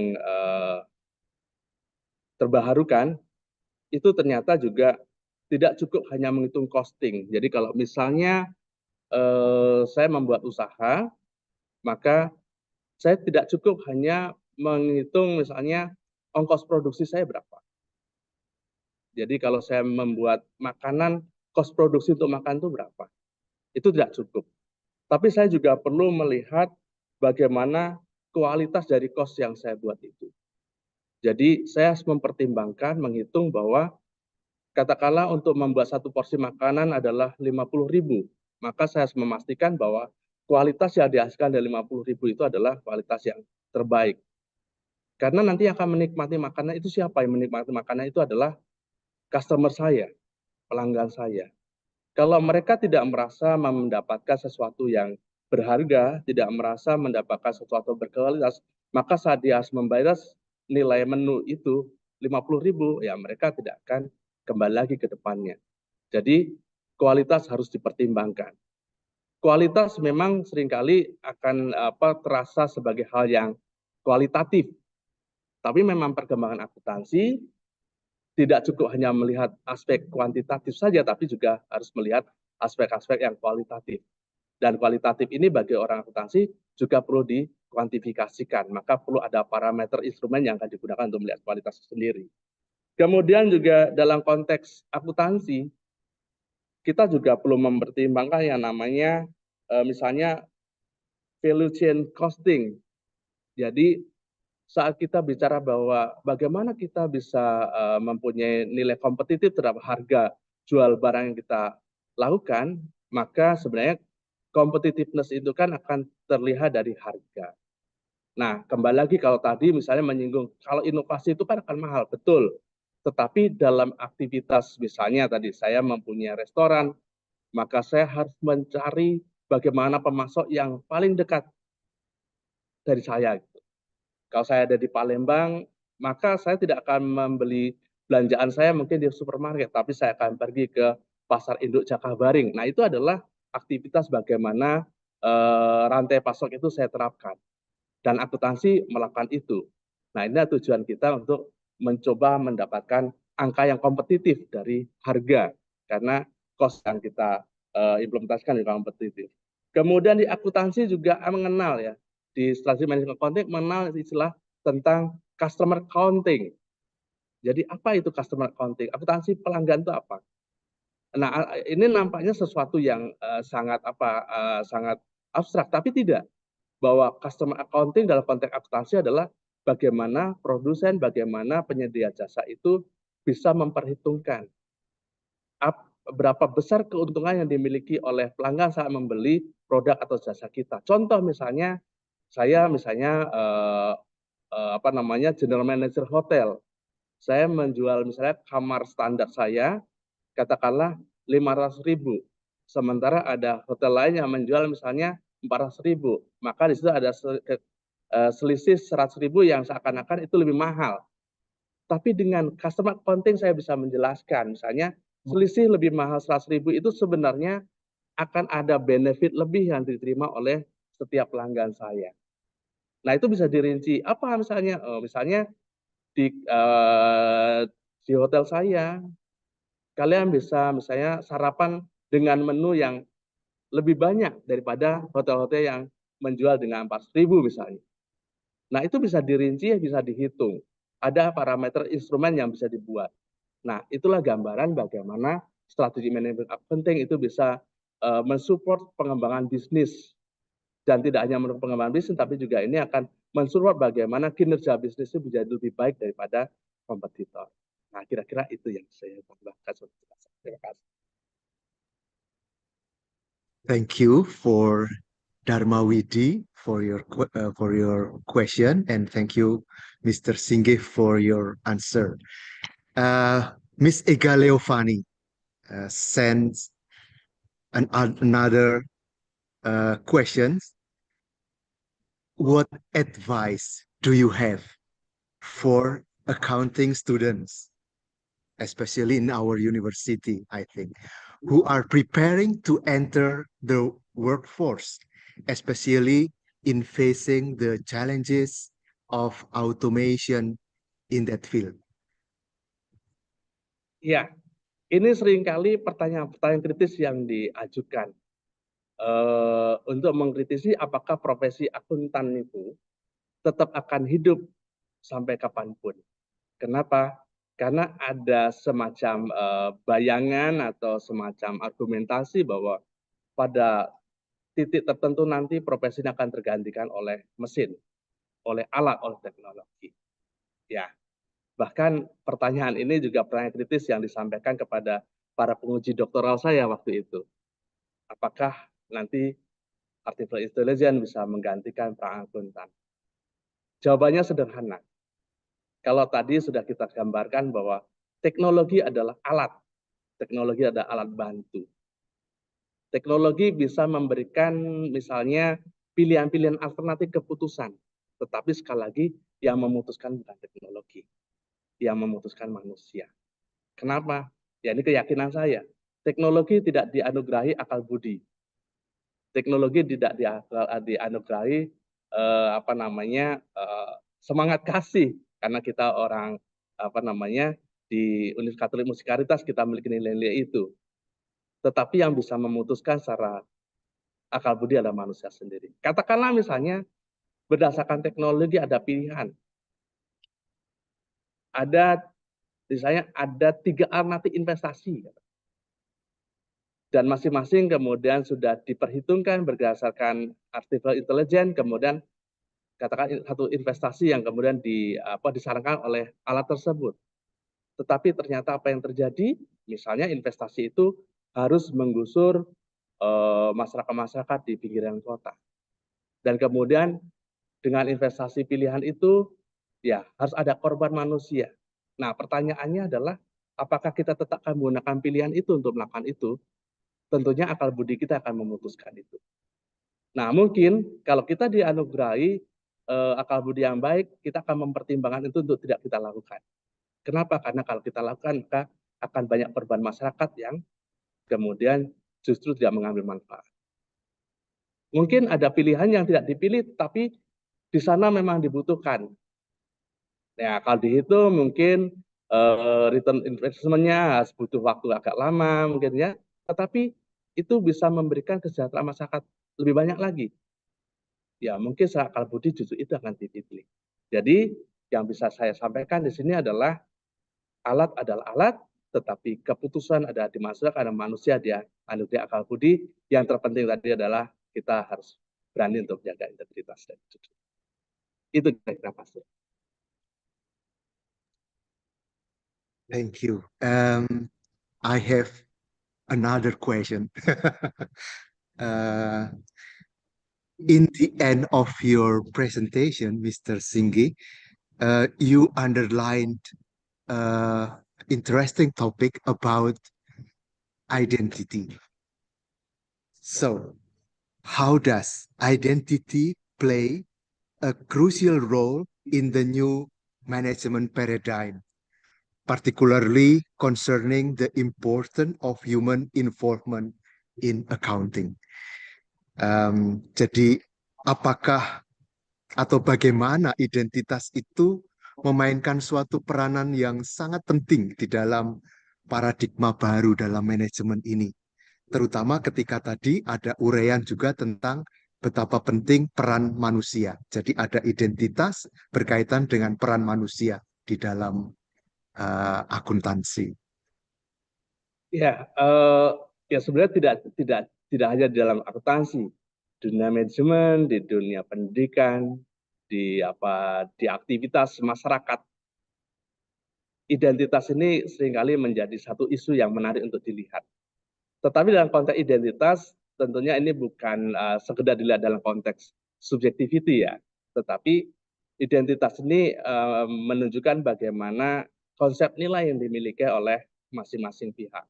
Jadi kalau misalnya kita bicara tentang etnisitas, kita percaya bahwa masing-masing etnis itu memiliki ruh nilai yang diwariskan oleh para pendahulunya, para tua-tuanya. Dan saya meyakini bahwa nilai-nilai itu banyak nilai-nilai yang baik. Tetapi dalam konteks bisnis, seringkali ada kontradiksi-kontradiksi dalam konteks nilai itu. Kalau diperbandingkan antara etnis satu dengan etnis yang lain. Riset saya mengatakan bahwa misalnya saat kita mengkomparasi antara etnis pribumi, saya bilang pribumi non pribumi, gitu. Mungkin ini sedikit sensitif, tetapi dalam konteks ini sebenarnya yang akan dilihat adalah bagaimana karakteristik nilai yang dimiliki. Kalau Indonesia pribumi mayoritas ada di suku Jawa, kemudian ya beberapa suku Melayu begitu. Kemudian jika kita komparasi dengan etnis Tionghoa misalnya, berdasarkan riset dan beberapa literatur ternyata menghasilkan informasi yang menarik. Ada kecenderungan etnis Tionghoa itu memiliki keberanian dalam mengambil risiko. Sementara misalnya kalau etnis Jawa itu cenderung ewu pakewuh begitu. Nah, sehingga dalam konteks bisnis, pengambilan risiko ini akan menjadi sangat penting untuk keberanian untuk membuat tindakan keputusan, sehingga ini juga nanti akan mempengaruhi kinerjanya. Ewuh pakewuh, ya nanti bingung kalau saya menentukan margin sekian, kira-kira nanti ada yang mau ambil nggak ya? Nah, ini juga tentunya akan menjadi informasi yang menarik. Nah, dalam konteks riset penelitian, hal-hal semacam perlu kita ketahui dan perlu kita identifikasi. Nah, yang terpenting adalah sebagai peneliti, tentunya nanti kita harus mempunyai kemampuan untuk membuat analisis dan diharapkan kita juga akan memberikan saran, masukan, memberikan ilmu-ilmu baru, pengetahuan baru, pengalaman baru. Sehingga yang terpenting adalah kita bisa memilah mana identitas nilai yang baik, identitas nilai yang bermanfaat dari setiap etnis yang ada untuk kita sampaikan kepada audiens kita bahwa walaupun misalnya Anda bukan orang Tionghoa, tapi dalam nilai-nilai Tionghoa ada keyakinan tentang bagaimana berusaha, bagaimana risiko. Maka itu ambillah. Tapi dalam konteks misalnya orang Tionghoa, orang Jawa itu ada misalnya sisi lembutnya, ada sisi apa namanya, ya mungkin dalam konteks Ewokewo sebenarnya itu proses penghargaan. Ya mungkin itu bisa diterapkan juga, sehingga di situ dalam konteks penelitian kita mencoba untuk menemukan sebuah metode yang baru bisa kita sarankan untuk diterapkan. Maka terkait dengan peran manusia dalam konteks bisnis dan akuntansi, sebenarnya yang akan dilakukan adalah bagaimana tadi bahwa kalau kita menghayati bisnis sebagai sebuah bisnis murni, maka yang kecenderungan yang terjadi adalah bagaimana saya harus memenangkan sebuah pertarungan dengan cara apapun. Tetapi saat kita mencoba menghayati nilai-nilai etnisitas, nilai-nilai identitas yang dimiliki oleh kelompok tertentu, dan itu ada positif, maka harapannya itu bisa mengerem hal-hal tamak itu, sehingga kita bisa berbisnis dengan cara yang lebih baik. Kira-kira seperti itu. Come in my mind a bad idea. Sorry. Can we have this idea for continue your presentation? People from certain ethnic are suitable in doing the accounting work, and people from other ethnic are not suitable for doing the accounting work. Do you think like this, or I have a wrong idea? Iya, artinya memang masing-masing kelompok itu dia mempunyai sebuah kebiasaan yang diturunkan dari para pendahulunya seperti itu. Tapi kalau kita bicara globalisasi, artinya kita harus belajar kepada siapapun dari manapun, ya gitu. Nah, sebagai seorang peneliti, tentunya kita harus bisa melihat kemungkinan-kemungkinan itu. Sebagai peneliti, harapannya kita bisa menyampaikan temuan-temuan baik yang mengkombinasikan dari berbagai sumber.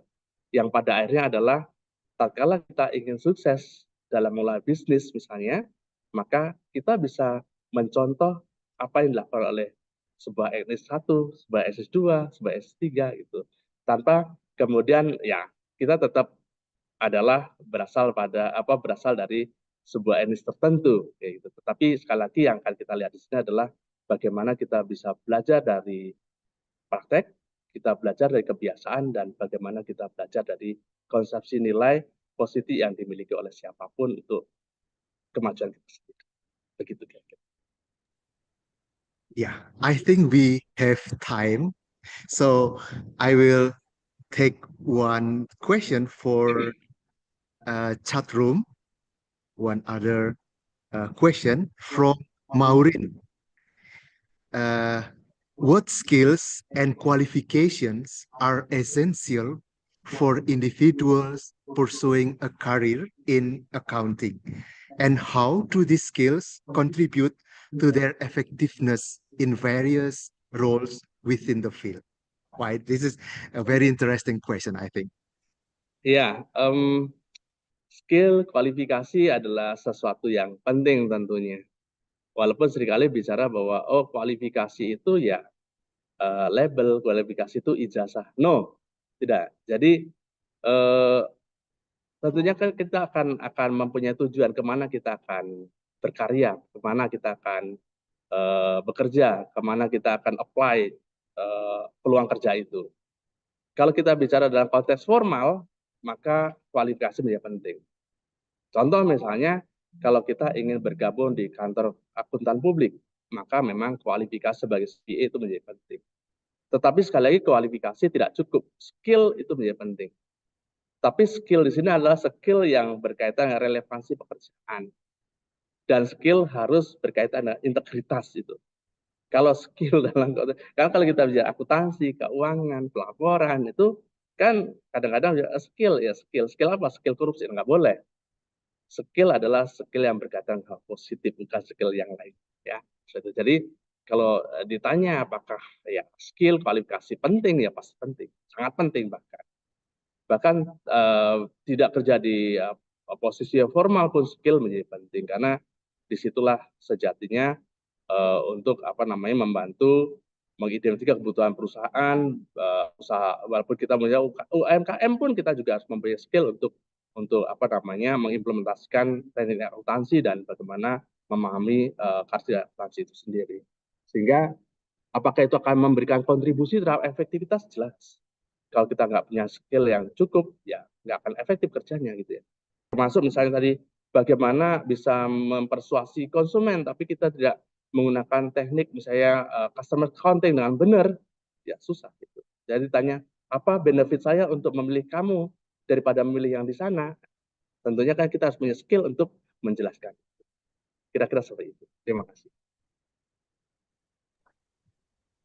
Thank you, Maureen, for your great question, and thank you, Mr. Singh, for your answer. One more question from Jeremy Peter. I would like to ask if our integrity as accountants has been trapped on by company, how should we get out of this situation? Ya, karena Jeremy juga masuk UKMC dan kita juga dibekali dengan konsepsi nilai unggul, bermanfaat, cinta kasih, maka kalau kita terus kemudian terjebak pada situasi yang unintegrity, ya kembali bahwa kita harus bermartabat. Jadi prinsip integritas itu harus dibawa kemanapun, dalam profesi apapun, bahkan dalam kehidupan bermasyarakat. Jadi silakan segera sadar tatkala kita sudah masuk ke area yang tidak berintegritas. Kembalilah sadar dan menjadilah kembali berintegritas. Itu pesannya. Terima kasih.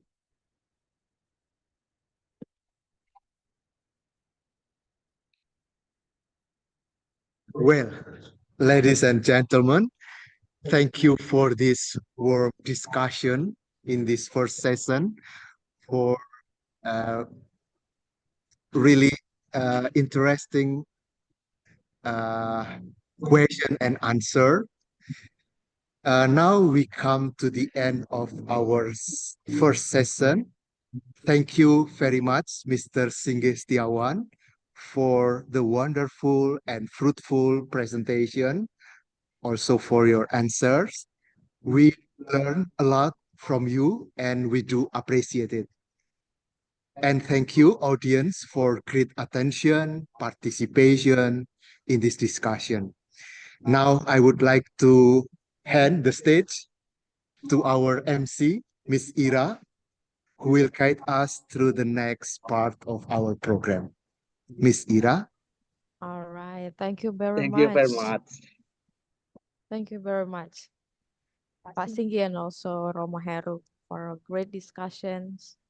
Pak Singgi already shared a lot of things with us dealing with the accounting. Also, Romo Heru guide the process of the discussion very, very well. So I believe that we have another speaker, ya, Pak Denny, ya. Yes, Miss But Ira. before that, you want to share with us some information? Is there any information that you want to share with us? Oh, maybe after the certificate award. Oh, sure, yeah. We have a certificate, Yes. certificate handover, right? Yes. So, of course, we appreciate our speakers of the day. So we have a certificate handover.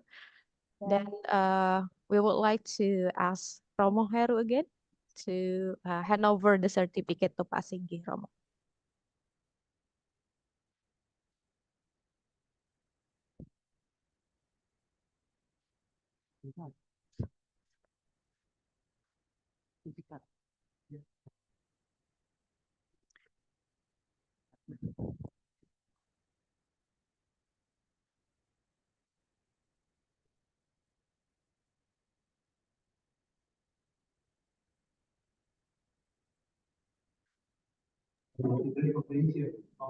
Okay. I would like to present Mr. Dr. Panelis with a certificate of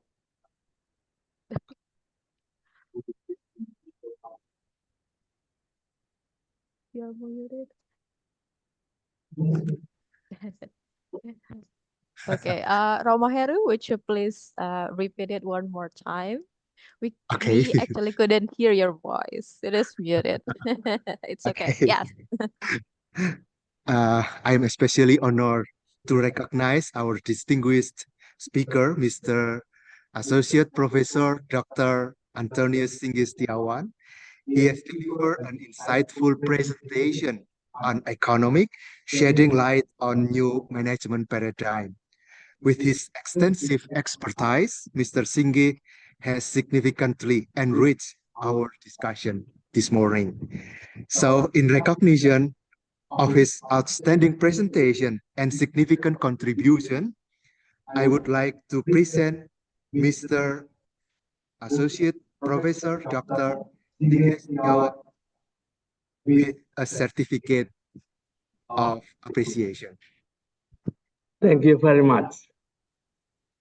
All right. Okay. Thank you, Mr. Singa, for your valuable insight and for taking the time to share your knowledge with us. We appreciate your dedication and hope to collaborate with you in the future. Thank you. Okay, thank you very much. One more time, Pak Singgi and also Romaheru. All right, before we continue to the next presentation for another speakers, we are going to share a little bit information about UKMC, especially for those who are from the other university. Maybe you wondered, yeah, about UKMC, you want to know more about UKMC, we are going to share a little bit information about UKMC. So while waiting for it, let us inform you a little bit about our university. So our university is one of a private university in South Sumatra. It is located in Palembang City. Palembang is not so big. It's not a big city, but it's still developing. As I told you before, our university has 4 faculties and 2 campus, which is located but in the same city. All right, we are ready, Pak Denny? Yeah, okay. All right, check this one out. Yes.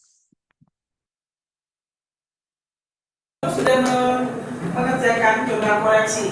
Kira-kira semua sudah jelas? Jelas. Mungkin ada yang masih belum jelas? Saya Bu. Oke, Sarina.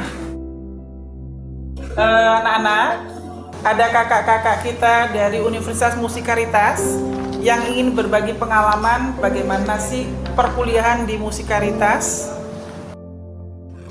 Silakan. Oke, selamat pagi teman-teman. Pagi. Oke, kayaknya kurang bersemangat. Selamat pagi teman-teman. Pagi. Oke, apa kabar semuanya? Luar biasa. Ya, oke. Jadi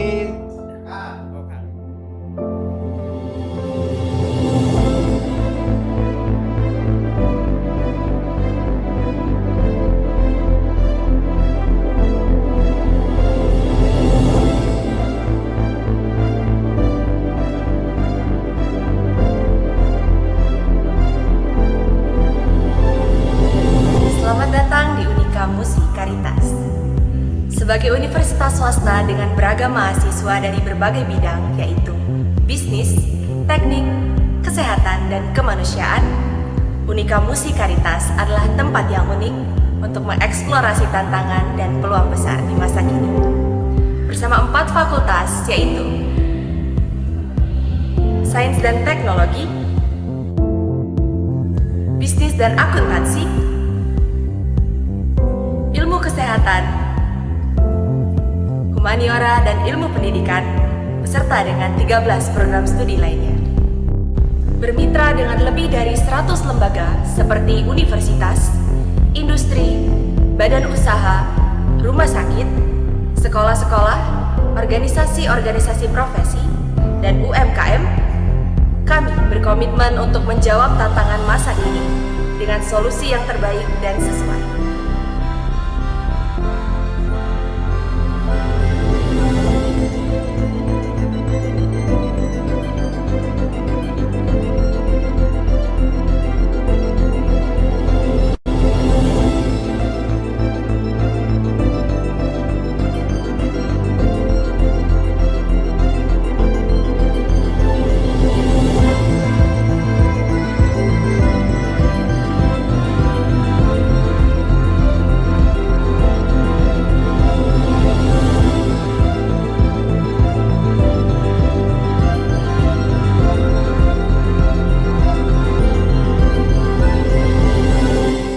Menjadi unggul secara akademis dan ahli di bidangnya adalah cita-cita semua pembelajar dan pendidikan di dunia.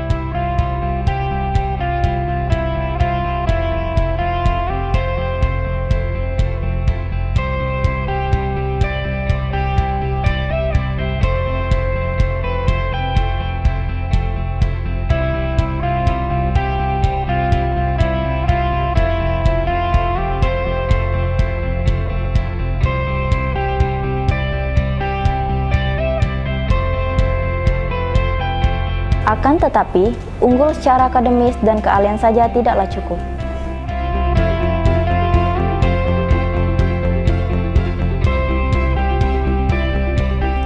Untuk menjadi seorang lulusan dan pribadi yang berkualitas,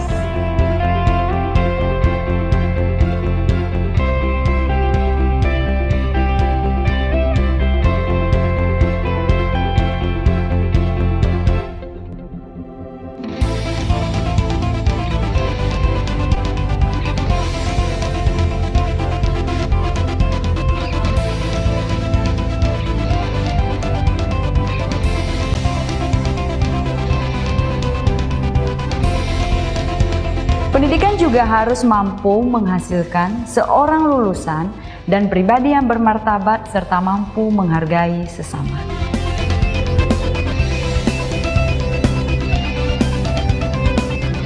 serta menghargai alam ciptaan yang kuasa dan merawat bumi yang merupakan rumah kita bersama.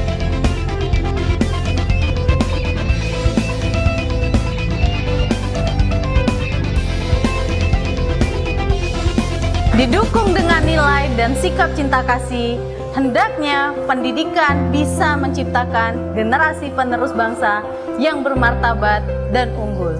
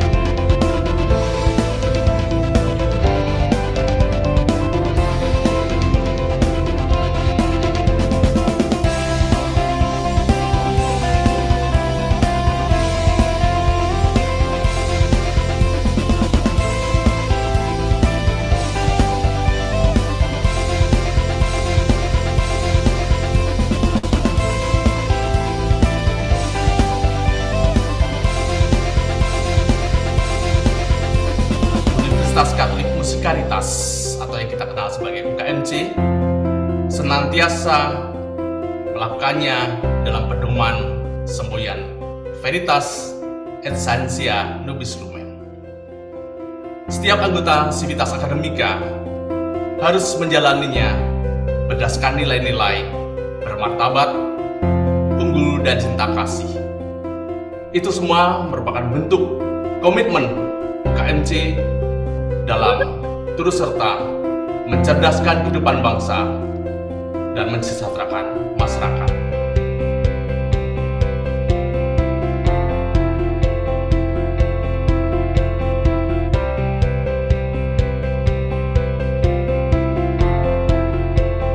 semua orang dari berbagai latar belakang dirangkul untuk maju dan berkembang bersama-sama.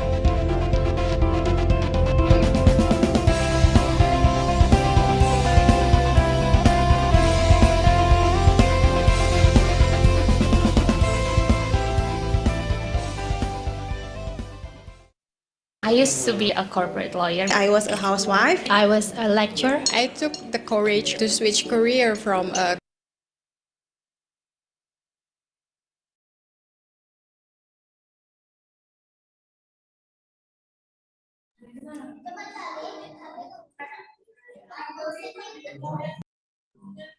All right, Miss Ira.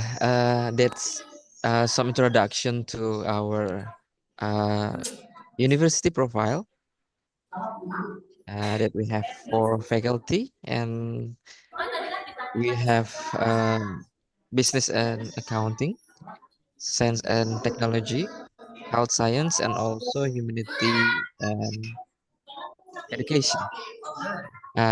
All ladies and gentlemen, all presenters, participants, and also speakers, we will going forward to our next plenary sessions. We have a second speaker, Dr. Yoon Chong Sin, FCCA, FCMA, CPA, MBA BEd, PhD, from Alan Associate, Chartered Accountants, Kuala Lumpur, Malaysia, and will be moderated by Brother Ignatius Heri Satria Wangsa, SCA. I think Brother Heri and also Dr. Yun has joined to our meetings. Good afternoon, Brother Heri. How are you? Good morning. I'm good. Okay, thank you, Brother Heri, for joining us. And also Dr. Yun. Good morning, Dr. Yun. Yes, good morning to you too. How are you in Malaysia? I'm okay, fine. Thank you. Apa kabarmu? Kami baik-baik saja, Dr. Yun. Okay.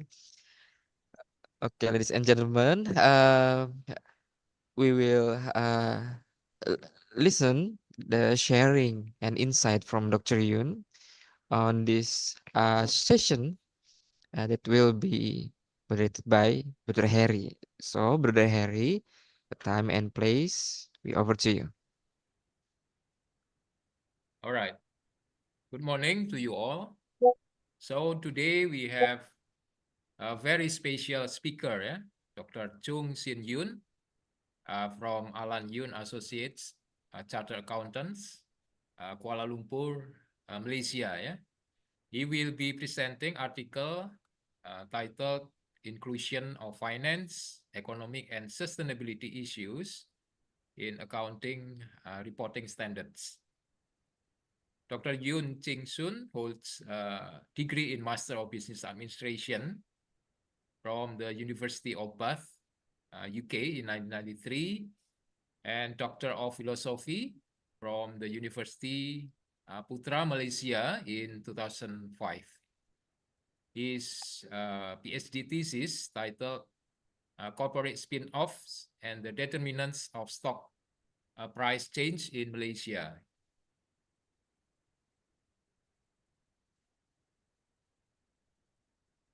He is a member of the Chartered Institute of Management Accountants, United Kingdom, and the Certified Public Accountants, Australia in 2015. He has also many publications in various international journals. So let's give a round of applause to Dr. Yoon. Dr. Yoon, how are things? Yes, thank you, Brother Ignatius. Yeah, we met in Sarawak last month, and thank you that you still have time to be with us in this international seminar, So, Doctor, time is yours. Okay, thank you. Ladies and gentlemen, selamat pagi. Apa kabarmu? On the flip side of the introduction made by Brother Ignatius and compatible with the conference theme today, bridging interdisciplinary studies, discussion, and innovation and global issues, I want to say this. I'm a full-time practitioner in the discipline of accounting. Taking time off to research the discipline of financial economics and partaking in academic conference like this. On the lighter note, I remember going to an international finance conference, and after mingling with a few academicians there who later knew my profession as a practicing auditor, one of them asked me, "Why are you here?" Meaning, we are all affiliated with universities doing teaching and researching in our forte. And you are a self-employed practitioner. Your focus should be in doing accounting.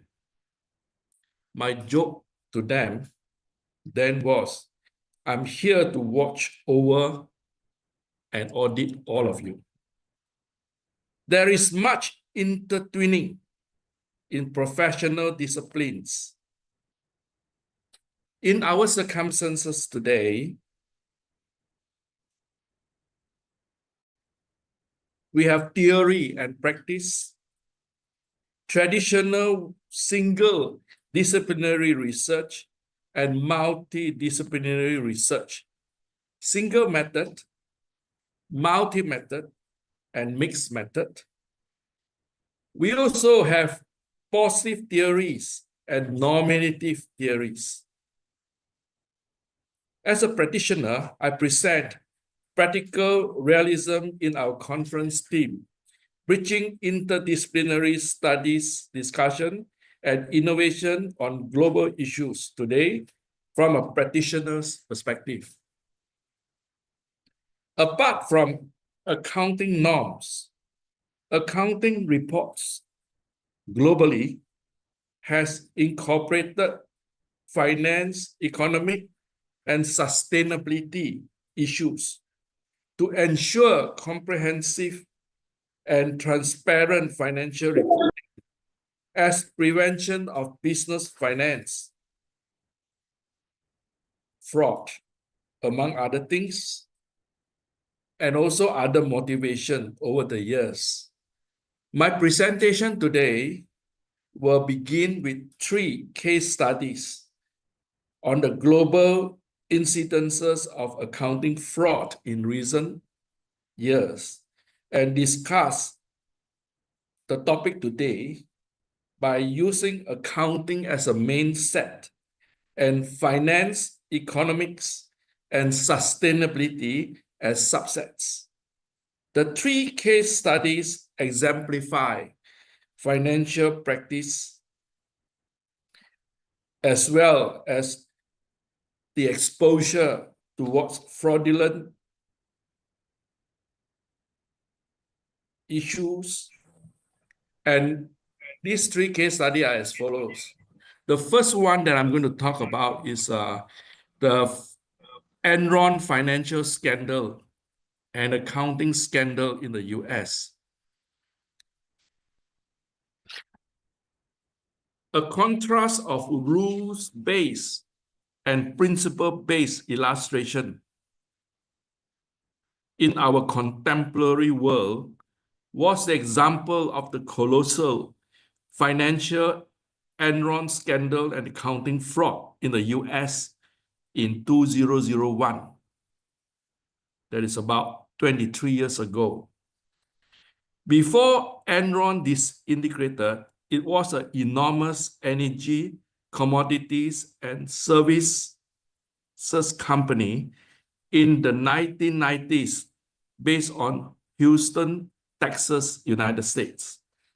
Enron orchestrated a scheme to use off-balance sheet specific purpose vehicle to hide Enron's debt and toxic assets.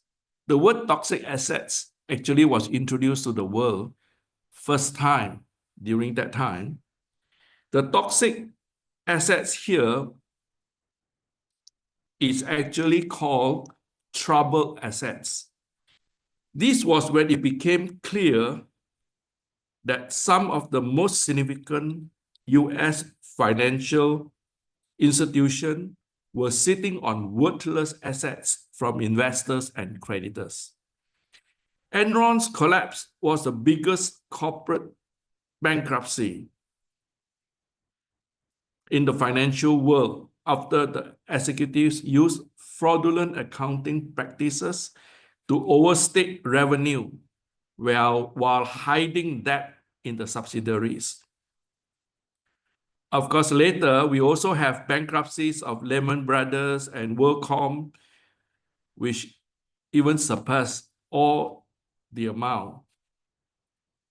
The Enron scandal drew attention to accounting and corporate fraud as shareholders lost USD 74 billion in the 4 years leading up to its bankruptcy, and its employees lost billions in pension benefits.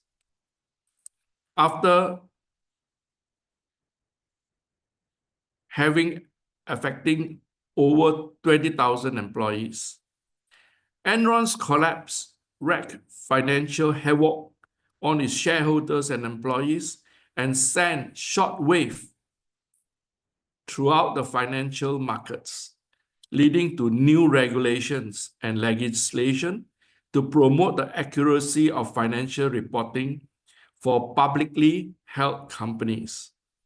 In 2002, the US Congress passed the Sarbanes-Oxley Act, and the US President signed it into law. The act highlighted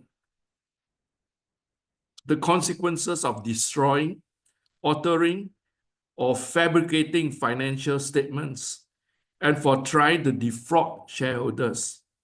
At that time, the US GAAP, or Generally Accepted Accounting Principle, was a rule-based accounting method used in the United States. Based on the rules-based accounting methodology, which was practiced, no rules said Enron could not do what it had done, as rules codified cannot cover all possible scenarios. However, based on principle-based accounting standards, the intention hiding of lost transaction is not permissible. The International Financial Reporting Standards, IFRS, the most common international accounting standard, are not rules-based. Currently, principle-based accounting seems to be the most popular accounting methods globally. In addition to Enron's CEO and CFO, Enron's auditing firm, Arthur Andersen, was a major player in the Enron scandal. As one of the 5 largest auditing firms in the United States at that time, Andersen had a reputation for high standards and quality risk management. Despite Enron's poor accounting practice, Arthur Andersen approved Enron's corporate reports. In 2002, the US Justice Department launched a criminal investigation. Enron is suspended from the New York Stock Exchange, and Enron's auditing firm, Arthur Andersen, is convicted of obstructing justice. Arthur Andersen finally collapsed, as the firm was deeply disgraced by the scandal and dwindled into a holding company. And Arthur Andersen is no longer and auditing firm. This is the first case that happened in US. Let's talk about a second case, which is nearer us, Malaysia. 1MDB financial scandal. In September 2020, the alleged fraudulently taken amount from one Malaysian development berhad, or 1MDB, was estimated to be USD 4.5 billion. And the Malaysian government report listed 1MDB's outstanding debts as USD 7.8 billion. The government has assumed 1MDB's debts, which includes 30-year bond to be due in 2039, meaning to say the government will pay back this amount of money lost. In August 2021, the United States recovered and returned USD 1.2 billion of 1MDB's funds misappropriated within its jurisdiction, joining countries such as Singapore and several others that have also initiated discovery or have already repatriated similar recovered amounts. The US DOJ, or Department of Justice, described the scheme as involving 3 phases. In August 2009, a USD 2.5 billion joint venture between Petro Saudi and 1MDB.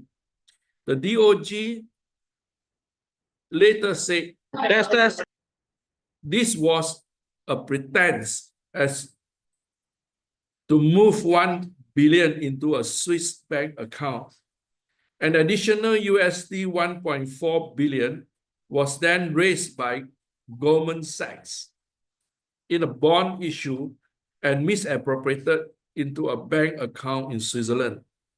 An additional USD 1.3 billion from Goldman Sachs were also diverted into a bank account in Singapore. US authorities say that the Goldman Sachs was central in orchestrating the scheme, particularly the laundering of money from the fund, some of which was used to pay bribes to officials in Malaysia and United Arab Emirates. Malaysia sued, the government sued 1MDB's auditor, KPMG, for insufficient auditing. KPMG agreed to pay a 333 million ringgit, equivalent to USD 80.1 million settlement to resolve all claims related to their fiduciary duties on the auditing of 1MDB financial statement from 2010 to 2012. So this is a case in Malaysia. And let's go to another one in China, Evergrande, or in Chinese, 中国恒大集团. The Chinese regulators accuse Evergrande and its founder of inflating revenues by USD 78 billion, putting the insolvent property developers at the heart of the country's biggest ever financial fraud case. The Chinese Securities Regulatory Commission, CSRC, slapped a penalty of 4.1 billion yuan, or the equivalent of USD 580 million, on Hengda Real Estate, the group's main Chinese unit, The company say in filing to the Shenzhen Stock Exchange, where Xi Jiaying, founder and chairman of the Evergrande Group, was fined 47 million yuan or USD 6.5 million for the overstatement and other alleged violation. Formerly China's richest man, he was also barred from the securities market for life. The regulators say Henta had fabricated 214 billion yuan or USD 30 billion in sales for 2019 and accumulated for half of that year's revenue. Another 350 billion yuan or USD 48 billion in sales for 2020, accounting for 78% of revenue, were also falsified. As a result, 2019's net profit was inflated by 63%, and 2020's net profit by 87%. The alleged fraud, amounting to a total of USD 78 billion over 2 years, is the largest ever financial fraud case in mainland China.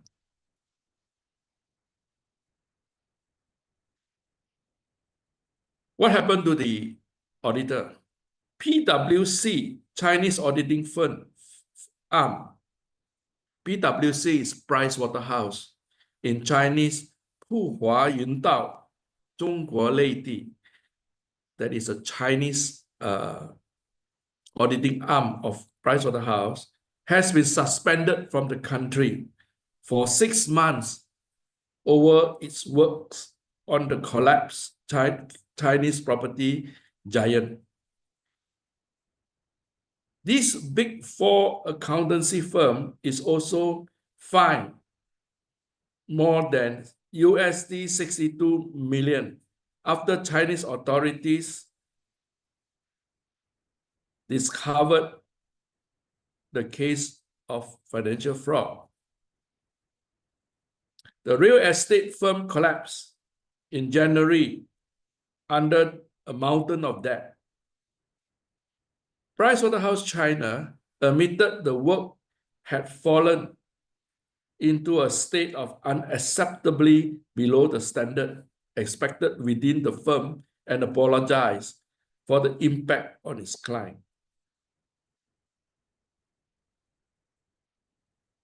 So this is the case of PwC. So we have 3 cases now talking about fraud. I use this fraud as a background of our study because normally events will trigger change in anything. And it's the same thing for accounting regulation, accounting rules, accounting principle. It's always something that happens that people realize what is before them is inadequate, and therefore there's a change. And on our topic today, what change? And coming to that change is usually around the realism of business, the realism of politics, the realism of the society, and it's none other than financial economics. And of course, today we also talk about planet Earth being degenerated for future generation. And that's why sustainability also come into the picture. I pick these 3 issues as integrating discipline in the accounting reporting standards. Let's talk about the first area of integration, financial issues in accounting report standards.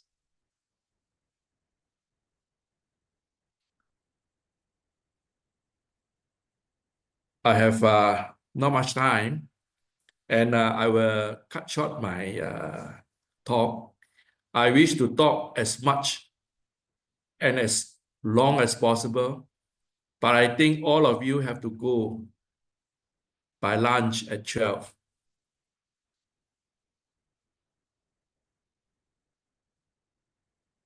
Accounting report standard emphasize, even before the financial scandals and the cases we heard just now, fair value measurements. And of course, they have picked certain assets and liability that has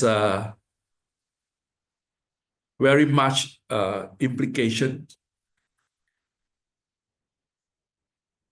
And what happened is the fair value management involved estimating the price, the asset that would be sold or liability transferred in an orderly transaction between market participants. This has significant implication for financial instrument valuation, and valuation is an element of finance, particularly in volatile markets. And as an example, is an introduction of international accounting standards not long ago, IAS for agriculture 41. I will not go into the details of this agriculture, but it's in my notes. If any of the participants wants a brief, which you can also get it from the internet on international accounting standard. If you want an easier way, you can ask Brother Initius. Brother Initius can give you the note that I've written. Basically, IAS 41 has implication on what is known as, because it's agriculture, biological assets like living plants or animals, such as trees in a plantation or orchard, cultivated plants, sheep, cattle, all related to managed agricultural activity. And IAS 41 specified that you must have control about these things, where the ownership or the rights of control akin result and reflected in the financial statements.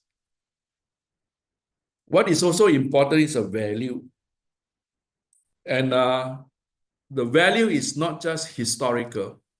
It also talks about future value, future economic benefits that can come in.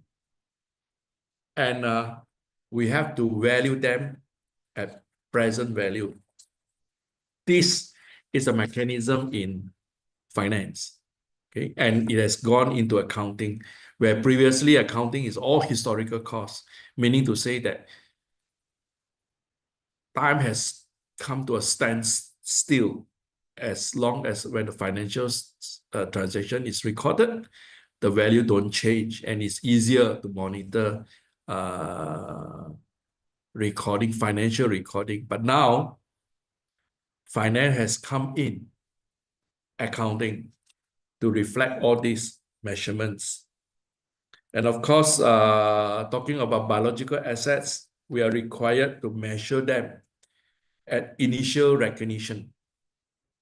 Unlike stocks, we talk about recording it as a standpoint value.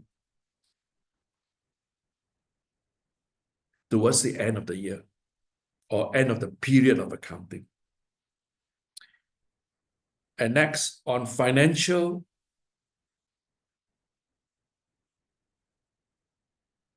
this is economics English. We have to look at finance. Yeah, this. So we have just covered fair value measurement. I'll try to go faster a little to financial instrument. I'll just brief it in one line. Accounting reports now deal with the classification, recognition, and measurement of financial assets and liabilities. It aims to enhance transparency, comparability in the reporting of the financial reporting instruments and their associated risks. So today we also talk a lot about financial instrument, and much of it is disclosed as accounting notes. Unlike before, financial instrument was rarely mentioned or very scarcely taken note. Then the next one, Ignatius, the next one, not this one, a related group transfer. Oh, this is the next one. Is there any slides before this, Ignatius? Financial instrument. No, I talk about financial instruments, related group transfer rationales in finance, and also another very important one, that's my area, a wealth transfer. It is here also slightly. Oh, that's all for this one. I have placed it under economics, but it's also under finance. We talk about wealth transfer, where you disclose wealth transfer between stakeholders. See, from stakeholders theory in economics as well as in finance, there can be incidences of wealth transferring from one stakeholder to another stakeholder. You can say that the company belongs to the ordinary shareholders, but there's also stakes claim from all other stakeholders, like bondholders, for instance, like creditors, for instance, banks, and so on, the society at large, suppliers, the government, for your tax, and so on. Now, in wealth transfer, accounting looks into the significance of the significant issues where there can be incidents of transfer of wealth. For instance, dividend. If the company pays too much dividend, pays everything from its profit to the shareholders, there's nothing left for the company to grow. Then what is the sustainability we are talking about? How are we going on if in case there is a financial standing over crisis and things like that, you see? So today, if there are transfer of money or wealth from one stakeholder to another stakeholder, it will be disclosed. And I'm particularly interested in a phenomena called corporate spin-off. I studied this as my PhD. And corporate spin-off started sometime in the early 1990s, where in the stock exchange, New York Stock Exchange, suddenly for that time, a lot of stocks became very, the stock price became very, very high, and you know, they are earning abnormal, we say abnormal gain, you know, for these investors due to this phenomena. And researcher in US particularly, they study the event, and the event, the contribution towards the wealth gain was from two factors mainly. One, because it's tax-free. Once it's tax-free, you don't pay so much tax. A certain portion of the money is retained in the company, and therefore the company price will go up. That's one. Secondly is when they transfer a unit or strategic entity out of the parent company, somehow there is a thinking that bondholders as stakeholder will lose out to the shareholders, because in bondholders as a contract between the banks or the contracted bondholders or debenture holders and so on. But once assets is moved out from the company, there is a loss of wealth, and the person who gained for the bondholders, because their value, their security will go down. The security value of their lending will go down, and shareholders gain, and therefore there is a upsurge in the market price. I have a list of reference for this, but over here I'll just mention the first researcher who wrote this was Hyde and Owers in 1983. The second researcher, Skipper and Smith. In Malaysia, we have Yoon, there's me and Arif in 2007, and there's another a scholar who is now teaching in Middle East. Her name is Nadisha, and Nadisha did her PhD in UK under the supervision of Arnott in 2012.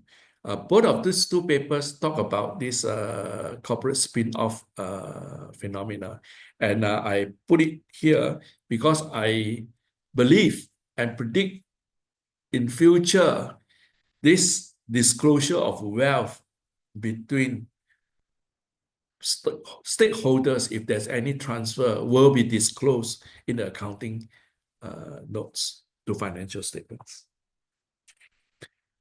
We can go now to economics issue. Economic issues, I have listed those for integration or multidisciplinary studies purposes, discussion purposes. Revenue recognition. Of course, revenue recognition is a old rule, old rule.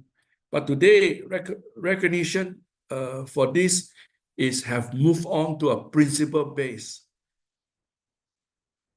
especially in company. They have many segments, and companies are compelled to itemize them or segment them so that you do not see a group effects of the performance. Rather, you can see segmentally how the company is performing. Otherwise, you have one segment losing a lot of money, another segment making a lot of money. When you see things in total, you cannot see the real performance across the segments. And this is revenue recognition. And there is stricter rules in impairment of assets. This involves evaluating whether the carrying amount of an asset exceeds its recoverable amount, reflecting economic reality and potential write-down. Okay, initials, we can go to sustainability now. I think sustainability is concern of everybody, and everybody looks towards what is within sustainability. Now, my first comment about sustainability coming to accounting is there must be some form of comments on sustainability, whether in the chairman's statement, in the notes of accounts, and this is encouraged from now onwards in Malaysia. And of course, in other countries, it has already started. And materiality on ESG, how important is the environment, sustainability, and governance factor that can influence economic decision, and some kind of commentary for ESG and its significance is also needed in accounting reports. And more importantly, I want to talk about integrated reporting framework. There is a specific body set up for this. It's called the International Sustainability Standard Board now. Although not mandatory, accounting reports standard promote international integrated reporting framework, which encourage companies to integrate financial and sustainability reporting for a holistic view of their performance. The most significant recent development of international financial reporting standards is the establishment of the International Sustainability Standard Board, or ISSB, by the International Financial Reporting Standards IFRS Foundation in 2021. These developments represent a significant switch in the corporate reporting landscape, moving towards a future where sustainability information is integrated into financial reporting, providing investors and other stakeholders with a more complete picture of a company's performance and prospects. Sustainability statement or reporting. The creation of the ISSB marks a significant steps towards globally consistent and comparable sustainability reporting. Then, of course, I have all the history about ISSB. What are the IFRS that incorporate sustainability into accounting statement? And it's mandatory for Malaysia. 2 years ago, the public listed company or public held company, held, HELD company, mandatory for them to issue what is known as a sustainability statement, a statistics of how the company has paid attention to its internal generated profit, its people, and also how much it has contributed towards sustainability. Now, my prediction now, Ignace, Ignatius, you can go on the next one. Did I have our conclusion? Okay. As we can see, in the beginning of my presentation, the case of Enron, 1MDB, and Evergrande financial scandal, and accounting misstatements. All this is very tragic. As a result, accounting report standards have more stringent requirements in the presentation and disclosure now, and will be more in the future. In this development, the accounting reports consider a wide range of financial, economic, and sustainability issues to ensure comprehensive and transparent financial reporting. By addressing these issues, accounting reporting standards aim to enhance the quality and comparability of financial information globally, enabling stakeholders and readers to make more informed decision, and unbiased opinion. Business fraud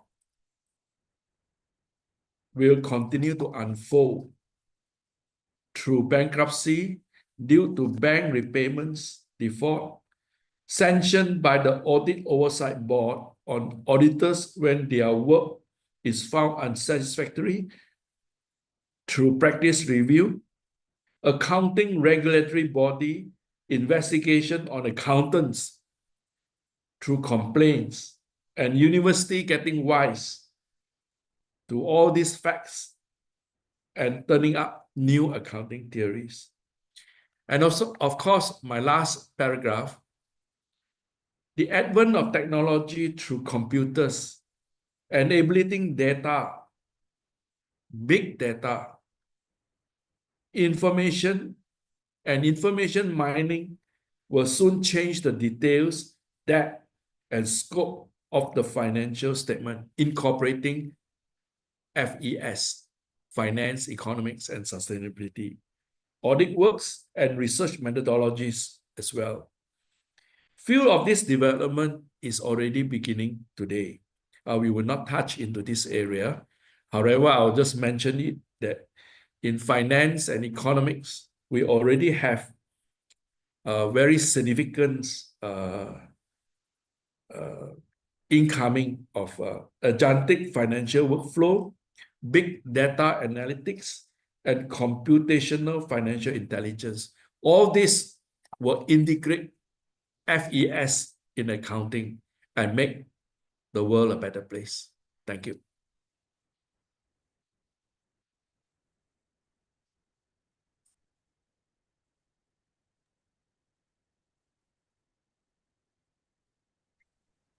All right, thank you, Doctor, for your presentation.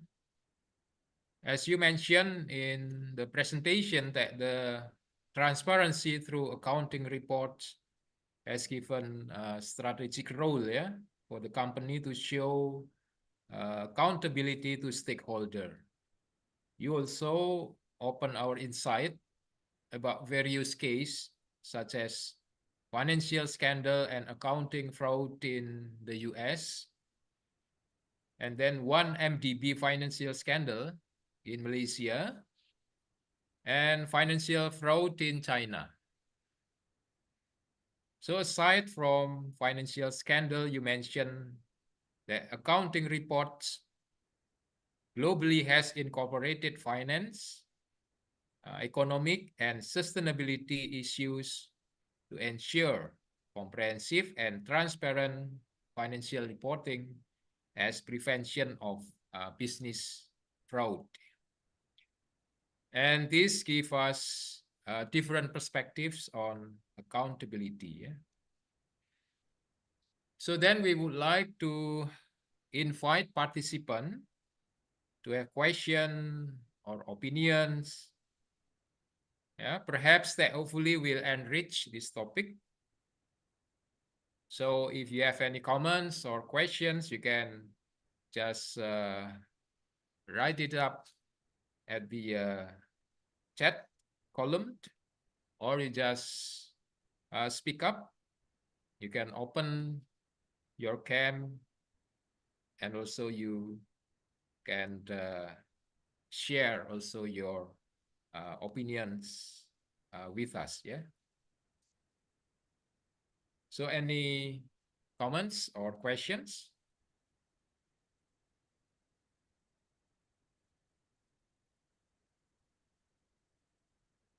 So questions, comments, or opinions, So while waiting, maybe I have some questions, Doctor,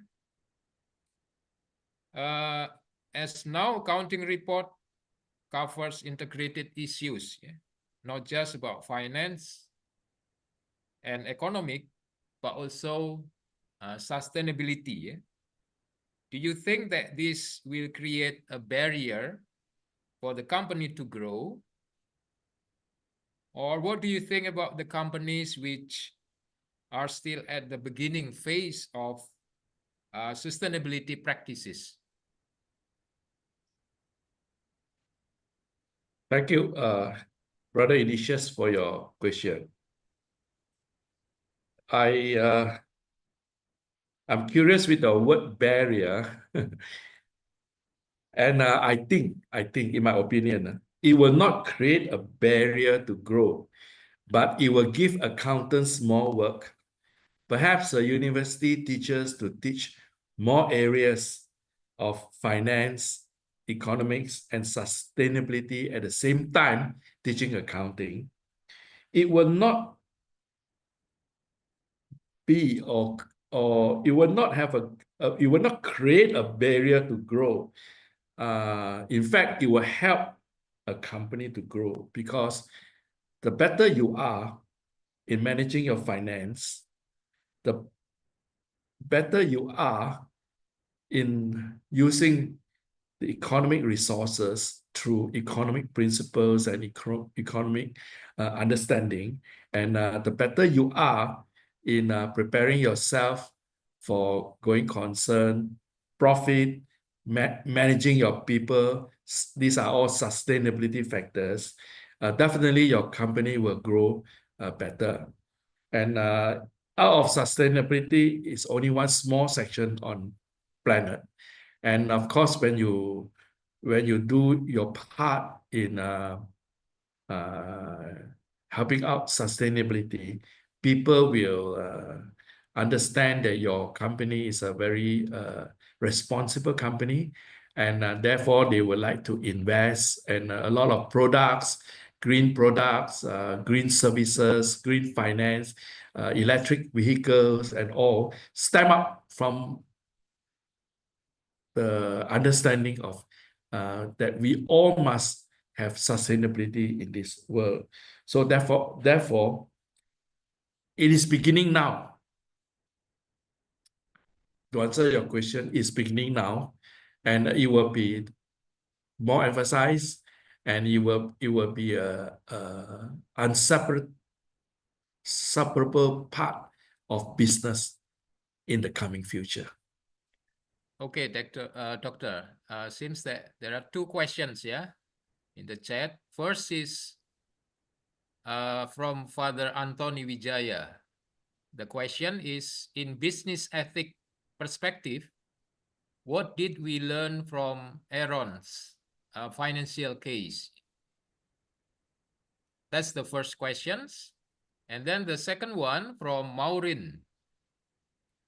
The question is, how does the increasing prevalence of financial scams and fraud affect consumer confidence in financial institutions, and what measures can be taken to enhance security and protect consumers? Thank you. First question is the scope is narrower. The second question, the scope is very big. Okay, I will answer the first question, accordingly. Now, the problem of Enron is Enron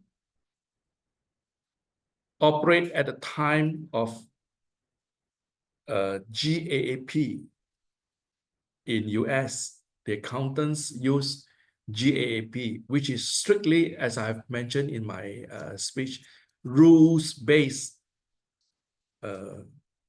standards. There are many codified rules, but as I said, these rules cannot satisfy all scenarios.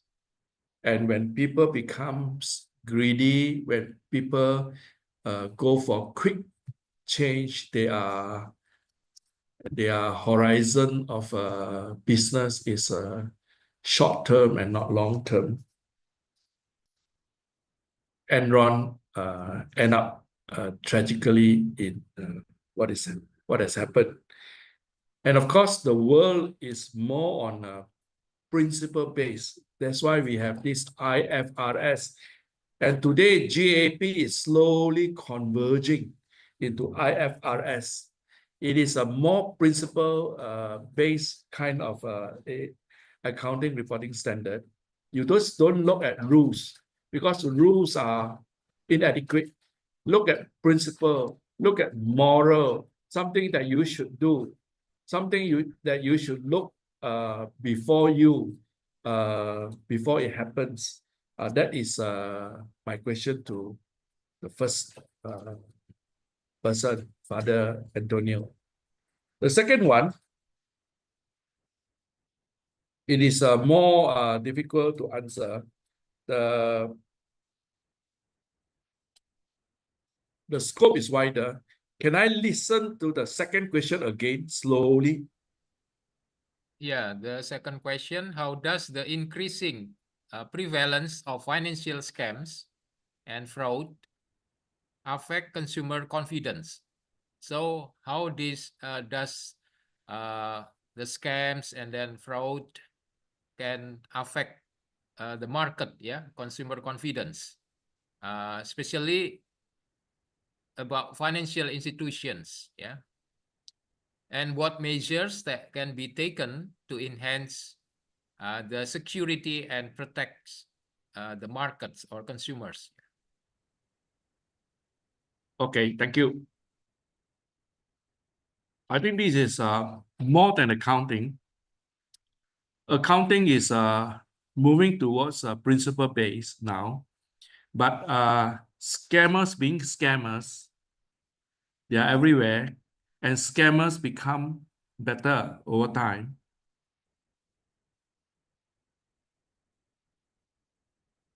And scammers will creep into public health companies and destroy, manipulate,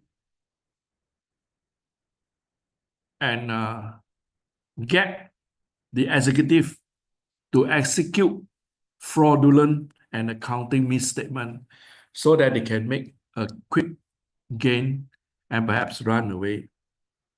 This definitely will destroy the confidence of investors. And today, we have many institutions set up to prevent corruption practice. You have this investors watch group. We have audit oversight board scrutinize all the financial statement to make sure the auditors highlight all incidences of fraudulent practice and accounting misstatement in order to preserve the genuine of businesses in the business world. And from the accounting side, accounting reports are more voluminous now, more things to look at, more things to report, not just a few pages of report like before, or using what is known as management by exception principle. Today, I think is management by objective. The objective is to make sure the financial statement are trustworthy and relied upon. Thank you. All right. Thank you, Doctor. And actually, there is still one more questions, but I think you can respond also as the closing statement about your topic. So it's about examples of companies, yeah, that have successfully implement the accounting reports, yeah, the integration version, yeah, financial, economics, and sustainability. And then what benefits, yeah, that those companies can gain from this kind of transparency. Yeah? So maybe you can answer or respond as also the closing statement from your topic, Doctor. Yeah, thank you. We started today's small session here with all the frauds and all. And of course, I say that for something to happen, there must always be a triggering event. And of course, our starting point is confidence in the market. Here, FES, finance, economic, sustainability, integration into accounting is definitely continuing more and more. And for us to realize is the world will be a better place if investors can be protected, if accountants can have better responsibility over what they recorded and presented, and auditors, of course, doing better jobs, even with the same amount of money, and governments coming in to ensure that there will not be an economic problem arise unnecessarily just through accounting reports. All this is in place. The watch over groups, universities are playing their roles in training their students to be more ethical, and business ethics is also part of the learning in universities. Researcher using better methodologies to ensure that their findings are more accurate, more improved over time in understanding FES issues in accounting. Thank you. All right, before we end our session, let me summarize our discussion on our main topic this morning. First, now become imperatives for business to disclose their activities as part of their responsiveness to stakeholder or investors. The second one, the issues covered by accounting report are now becoming more integrated, not just about financial issues, but also economic and sustainability issues. So by addressing these issues, accounting reports aim to enhance the quality and comparability of financial information globally, enabling stakeholders and readers to make informed decisions and unbiased opinions.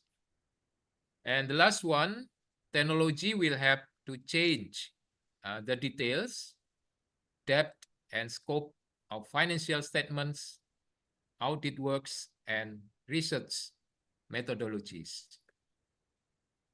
So again, thank you, Dr. Yun, for your coming in this our international conference. So before we close these sessions, we would like to present you the appreciation. So the Master of Ceremony will present the certificate of appreciations. Miss Ira, so please. All right, thank you very much, Bruder, for the great, yes, for a great discussion. Also, thank you for Dr. Yun for the great presentation. So, Dr. Yun, we would like to, on behalf of the committee, we would like to thank you for sharing a lot of fruitful information, new insight to all of us. We do really appreciate it. Here is the symbol of our appreciation, the certificate. We do hope that later on we can collaborate again, we can hear from you again. And one more time, thank you very much. Thank you, Doctor. You are muted, Doctor.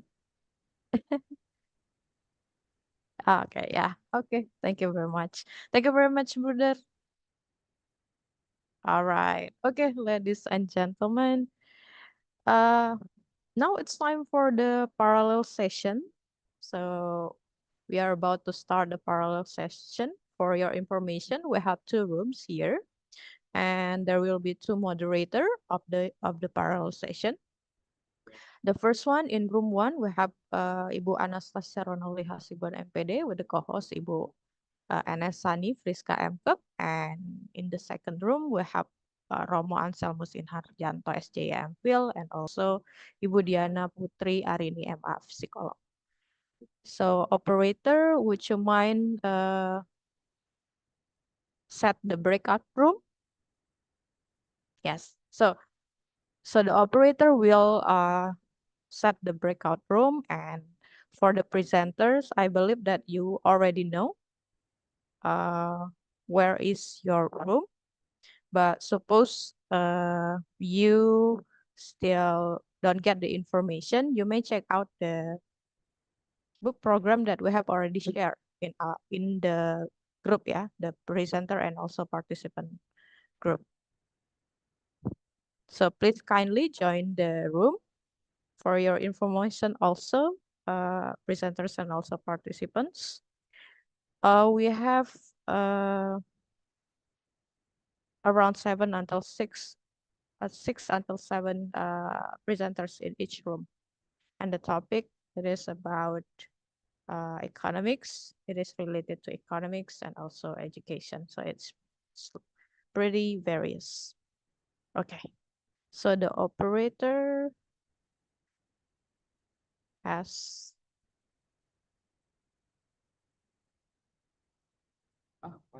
okay, would you mind? Is it already? Okay.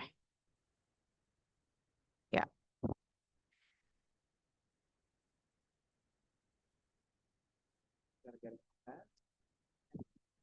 Okay, for Miss Hairunisa, Miss Riana, Miss Siti Rahma Ayu, Miss Helen Wijaya, Miss Meliska Andriani, Miss Angel Sianita, and Mr. M. Rizky, you are in room 1 with the moderator Ibu Anastasia and also Ibu Sani. And for Mr. Brian, Miss Eka Christie, Mr. Muhammad Albat, Miss Jennifer, Mr. Egar, and Mr. Tengku Eka Susilawati, you are in the room 2. Okay. All right.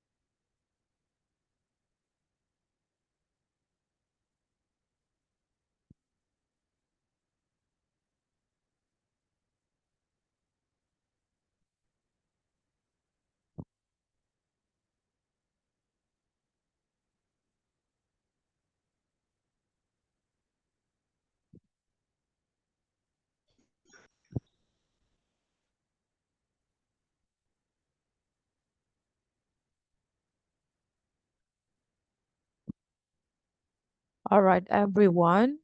The operator has opened the breakout room 1 and also room 2. So if you see or check out your Zoom, there is a feature called breakout room. You can click it, and after that, you can choose whether you want to join room 1 or room 2. Jadi untuk Bapak Ibu dan teman-teman semua yang ingin bergabung di breakout room, di fitur Zoom di bagian bawah itu sudah ada fitur breakout room. Nah, bisa diklik fitur tersebut. Selanjutnya bisa di-scroll, pilih mau join ke grup 1 ataupun grup 2, room 1 ataupun room 2.